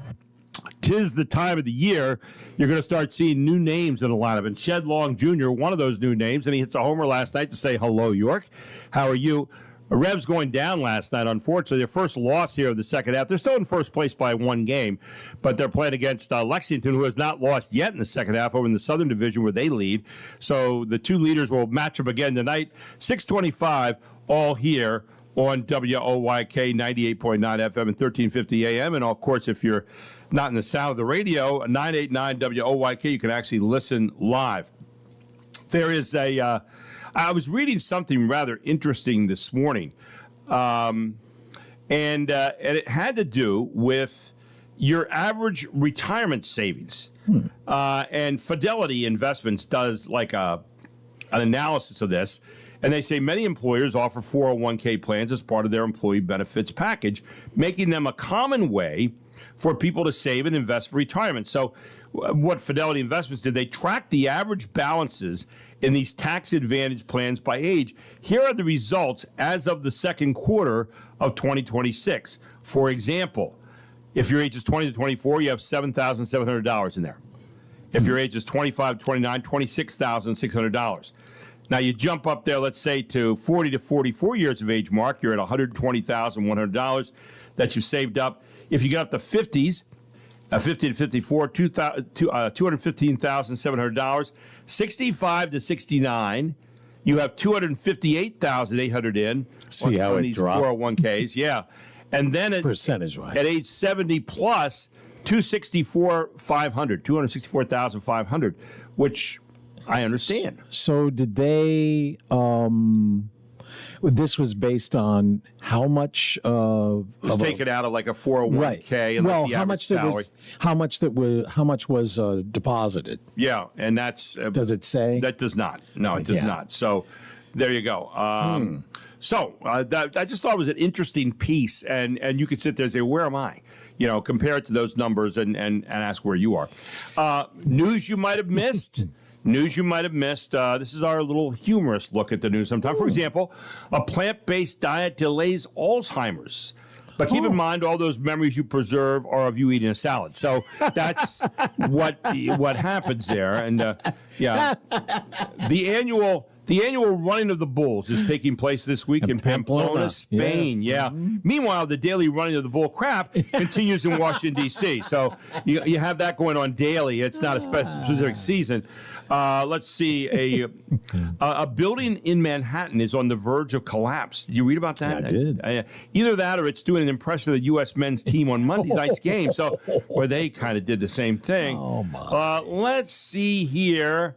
The Treasury Department has scrapped plans for a new $20 bill with an image of Harriet Tubman. I saw that. They'd rather use the image of a tubby man. So what they're no. Anyway, let's see. Satanic cults are recruiting children through video games.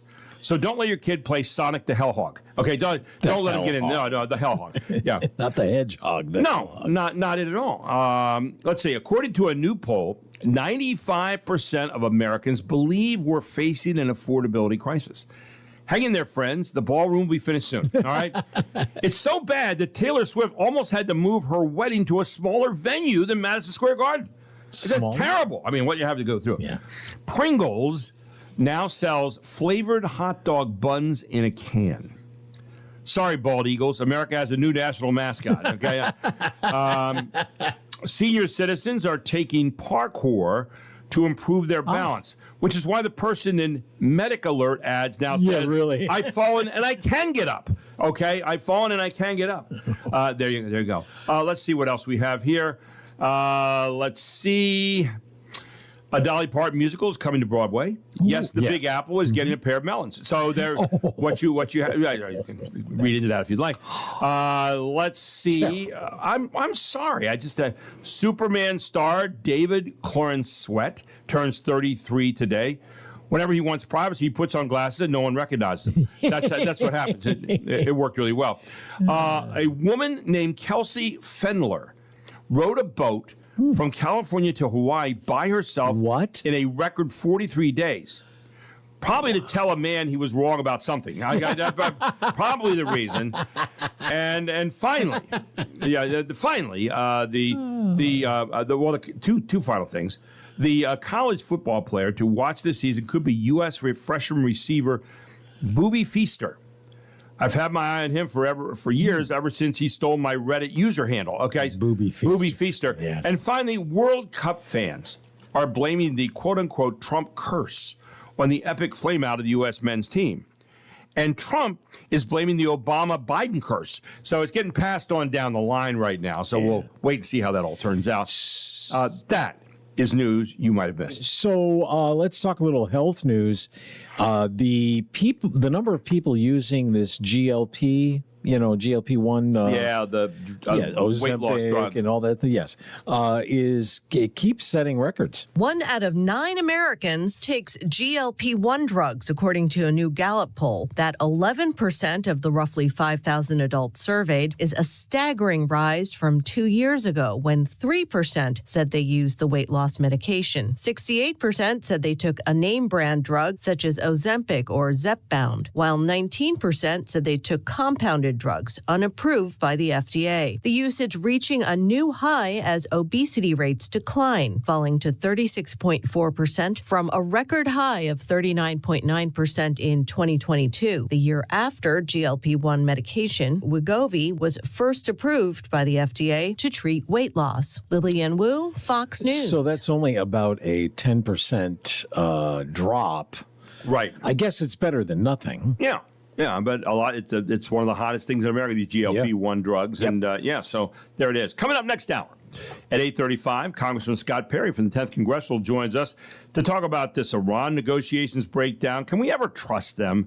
And how do you view and process what's happened between the U.S. and Iran? We're going to ask the question of the senator or the representative. The 250th birthday this past weekend, what was his takeaway? How important is the SAVE Act? And what about the NATO meeting going on right now with President Trump over in Turkey? All here on the Gary Sutton Show on WOYK. Back with more right after this. Congressman Scott Perry, straight ahead.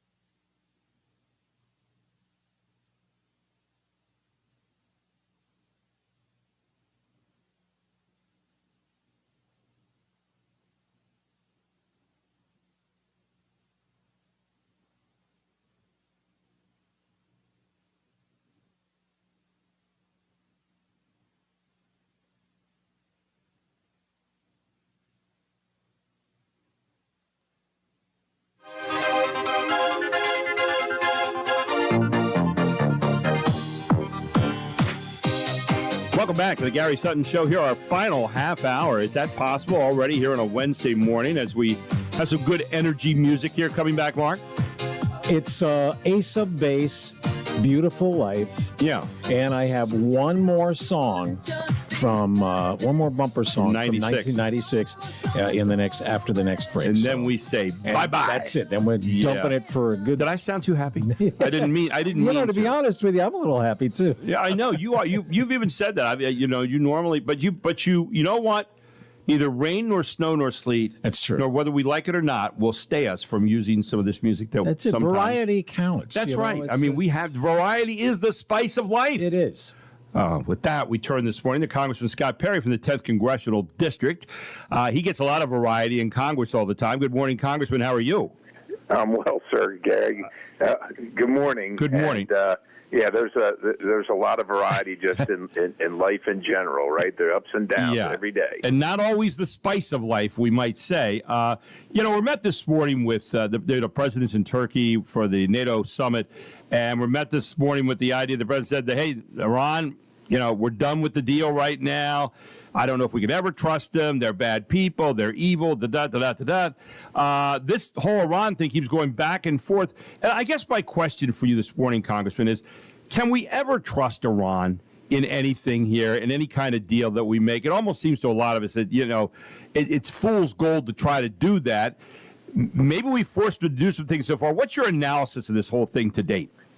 Well, no, we can't trust Iran in its current form ever, and that's just the unfortunate circumstance. You can keep going down the list of leaders and get rid of the ones that are currently in and move to the next set, but the so-called moderate people in Iran have been gone for a long time, and anyone that became moderate since 1979 has, as they grow up and try and espouse those principles or thoughts or actions, they're immediately removed from society in the most egregious way that you can imagine, right? That's the nation of Iran.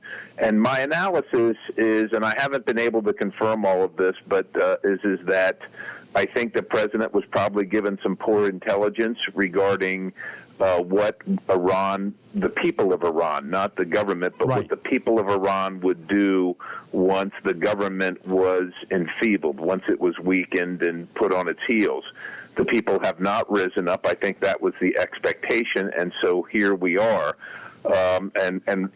It's realistic because the people that were going to rise up last spring were all murdered by the regime, and so the rest of the people without guns, without any way to defend themselves or fight, look at that and they look at their odds of success, and they're pretty slim.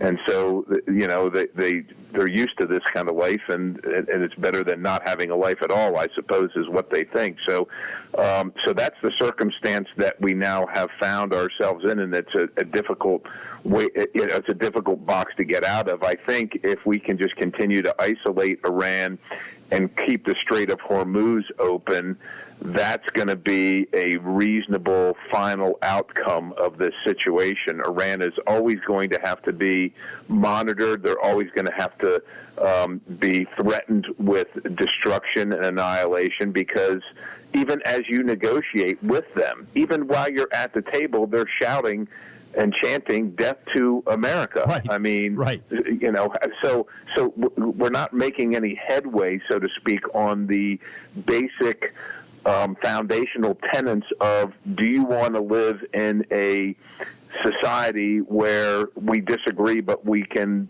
live next to each other and just disagree?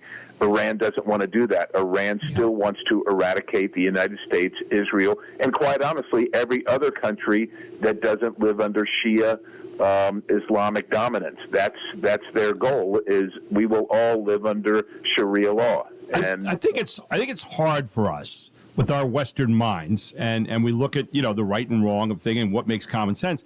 As you're watching and you're saying, okay, you just got pummeled for the last bunch of months. You got most of your leaders killed. You've got, a blockade. You've got all these different things, and yet at the same time, then you come to the table to negotiate, and while you're doing that, you're lobbing missiles out on the ships in the Strait of Hormuz, drones and all those kind of things. You're hitting other countries, and we go, what is the matter with you?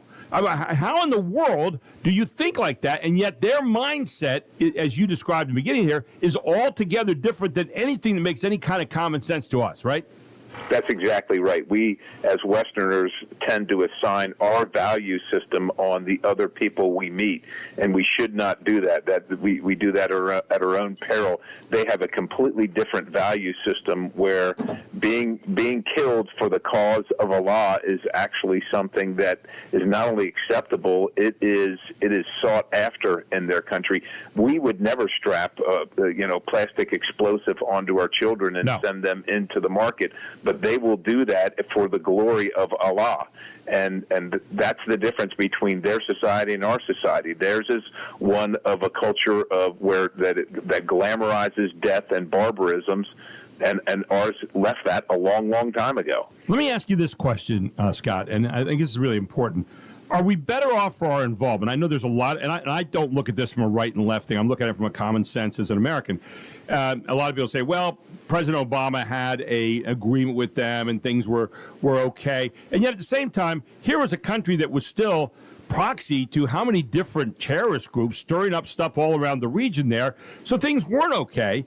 And so we say, okay, should we have gotten involved here? Should we have gone in there right now? Should we have bombed them? Are we better off for our involvement here in the long run? What's your take on all that?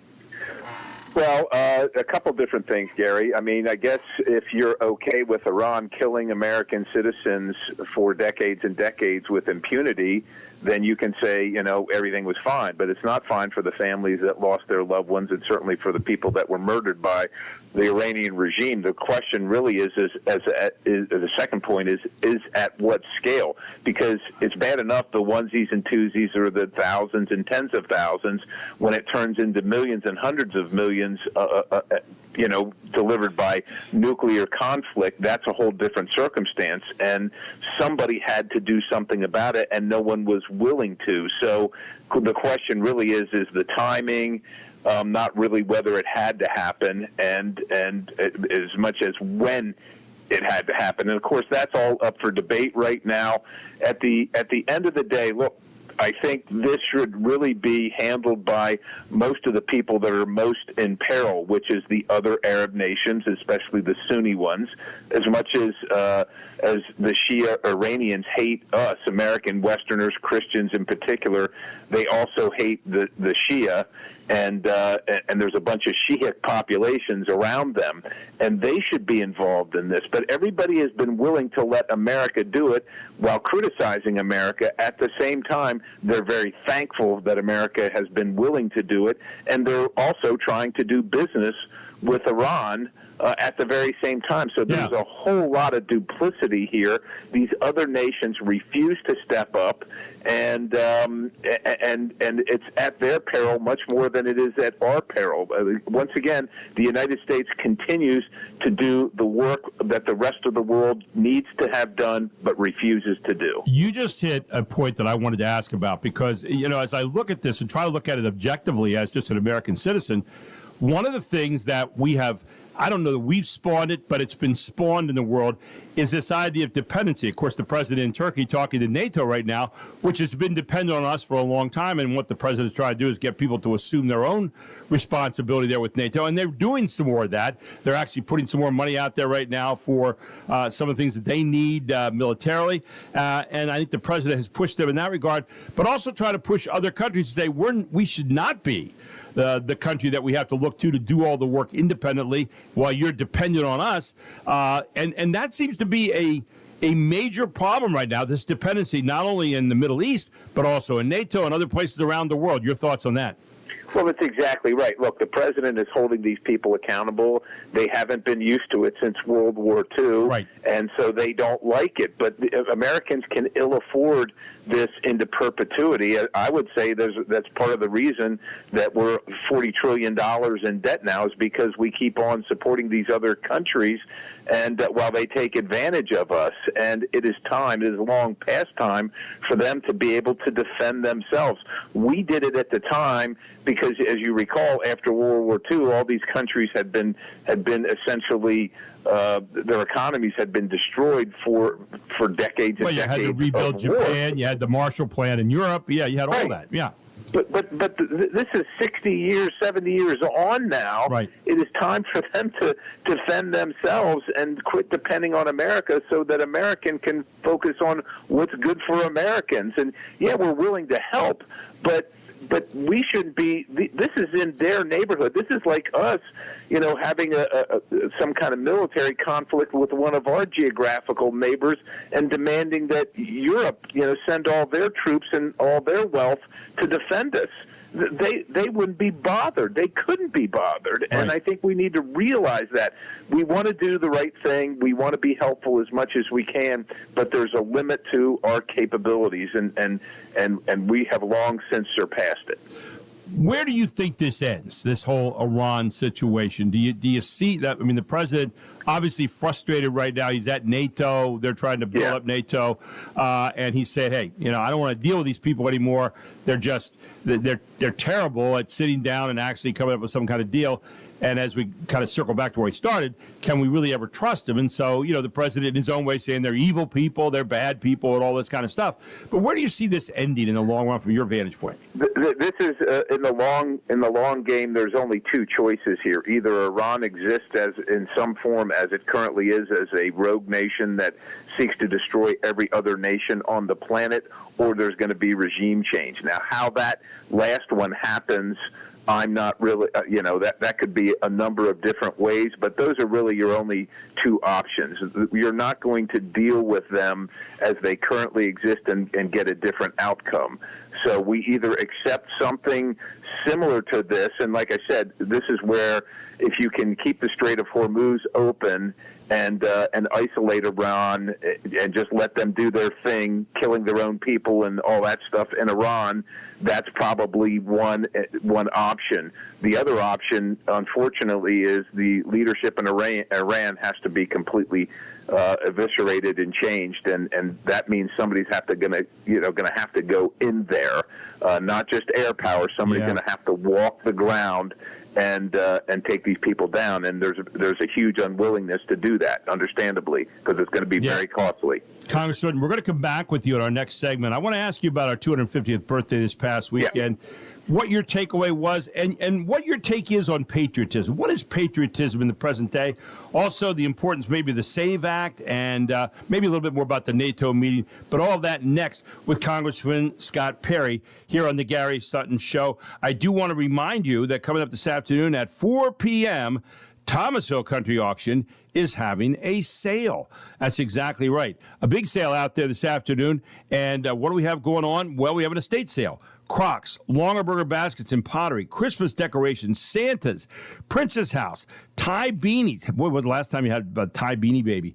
Costume jewelry, etc. They're all right there this afternoon. If you want to see every item that's up for bid, go to ThomasvilleCountryAuction.com and you will hit auction date. Today is the 8th of July, and you'll see every item that you can bid on this afternoon, so you know what you're going to do when you get there, right? These sales are fun. They're informative, and they maybe have some treasures that are just waiting for you. Why don't you get on out there this afternoon and experience what one of these great auctions is all about? And by the way, maybe you'd like to have a great auction yourself. Maybe you're moving or you're downsizing. Maybe you have, like this afternoon, an estate to settle. Whatever the reason might be, Jack and Cheryl Hooks are the people that can make it happen for you. Give them a call today at 717-764-5403. Invite them out to your home. They talk your language, believe me, your countyese, and they are ready to answer all of your questions about what you expect from an auction, what not to expect. What are some of the myths you've heard about auctions? What are the things you've heard? Well, this is worth something, this isn't. They'll kind of straighten you out on all that. And you could also ask them about moving your items from your house to their auction house, and then what number of sales might be right for you. 1 sale, 2, 4, whatever it might be. They can help you with that as well. They will make your sale a reality. And by the way, if you're selling your real estate, Cheryl Hooks can do that for you and save you lots and lots of time and money. Jack and Cheryl Hooks are at Thomasville Country Auction. They have a sale this afternoon, 4 p.m., Route 30 West at the railroad tracks in Thomasville. WOYK News Time, 8:48.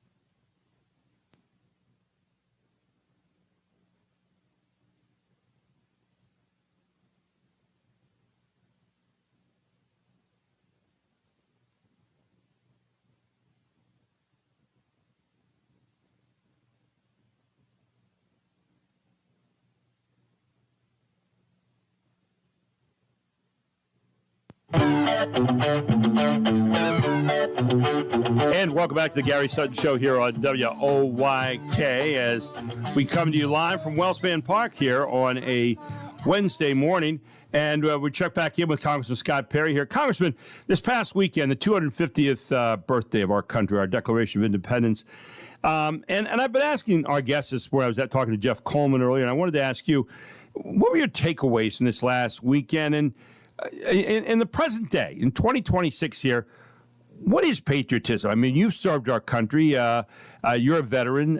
You've got a take on that. You served in a lot of ways in the state assembly here in Pennsylvania, now in the Congress.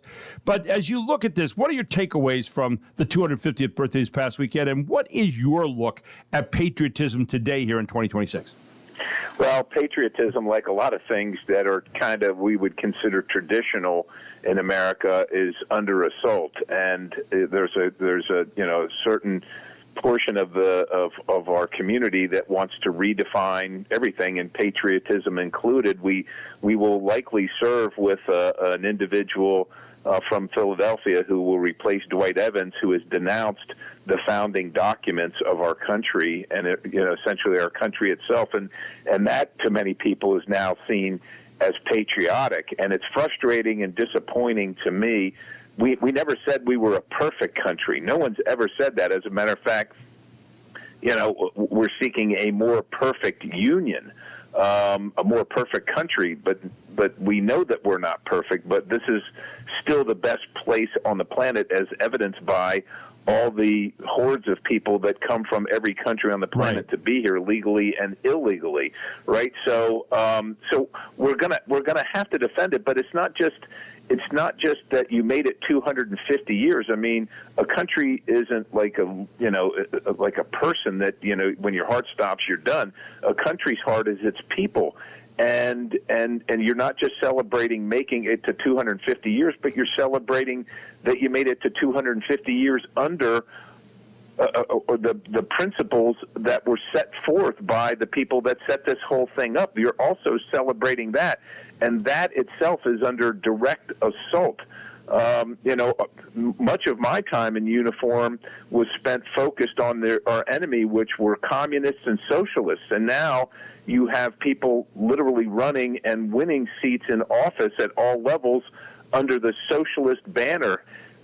This has done nothing for the cause of humanity anywhere it's been tried. Certainly the people at the top, like Fidel Castro or Joseph Stalin, they benefited from socialism and communism, but the people that live under it are in abject misery if they get to live at all. And so it's amazing to me that this is even a conversation, but yet it is. So it just takes me back to, kind of the thought of Ben Franklin. When asked what they had delivered, it was a republic if you can keep it. And, we're seeing that it's not quite that simple. It's always going to demand constant vigilance. That's the price of freedom, which is constant vigilance. And so I think it's important to look. We have disagreements as Americans among people that don't like other people. They don't like policies. That's normal. But can you just at least love your country while you're disagreeing with people or policies? That seems to be something that we should be able to focus on, and I think a lot of that comes from education, which I think has been unfortunately seen as a failure in the last 40 or 50 years under the current system that we have, our basic education, and that has wrought. We're reaping what we have sown in those fields, and so that's probably one of the places we need to get after, and then we just need to kind of focus on, can we love our country while we're disagreeing with one another? It was interesting. I was reading a couple of different articles today on patriotism, and one of the things that it said we should celebrate is our contradictions. And what happens, we have a certain philosophy, principles, as you mentioned a moment ago, that we set up, and yet at the same time, we didn't always practice those. And yet we are always working on making that a more perfect union in the long run. And I think that's what you celebrate, that as a country you have aspirations, and when you don't hit those, are you willing to go change and meet those? I think that's where the United States has been different from some of the other countries in the world, where we said, yeah, we didn't get this right. We didn't have this slavery thing right. That was not what we should have been doing, but we do now, and we're working toward it. But there are other countries that say, no, we weren't right, but we're going to keep on not being right. That's where I think we do differ from other countries in the long run. What are your thoughts? Yeah, that's exactly right. We have a system that is set up so that we can address our shortcomings, where in other countries the shortcomings just continued and become a part of long-term society norms and values, and foreseeably they're never going to change. America was set up so that we could address these things, which is why I say, can we all just love our country even though we have personal disagreements or dislikes with one another or policies or what have you, but at least celebrate the place where you live, where you can speak freely about them and address these things in your own way. Can't we at least celebrate that? Because there are most other places in the world, there's no option at all to do those things. Congressman, we've run out of time, but I really appreciate your thoughts on that this morning. Thank you so much for taking the time to be with us this morning. Always appreciate you, and keep up, trying to represent us the very best way you humanly can. We always appreciate that as well in this democracy this representative democracy that we have. Well, thank you, Gary, and enjoy the summer. I hope you hit them well, and God bless you. I'll see you next time. Take care, my friend. Congressman Scott Perry with us right here on the Gary Sutton Show on WOYK. We're just about to the end today. It's been a good day. Hope you have enjoyed the show. Tried to hit a lot of different areas for you, and I think we've covered a lot of the different events that are happening. We'll keep our eye on all those things happening for tomorrow. Don't forget, Revs Baseball tonight, 6:25 is airtime, live from Lexington, Kentucky, where Darrell Henry is out there. I asked him if he was going to go check out the University of Kentucky campus and see some of those national championship trophies, but he said I didn't get a chance to do that too much. But anyway, he'll be on tonight with that. Hope you have a great day, everyone. And thank you for joining us. We are so appreciative coming to you live every single day. And we hope that you enjoy our show. And tell your friends. Get them out here. Don't forget you can check us out after the show on YouTube at WOYK if you want to hear a podcast of the show again or go back and hit a certain segment that you wanted to hear again. Thanks again for being here with us today. It is 9 o'clock right here on 98.9 FM and 1350 AM WOYK.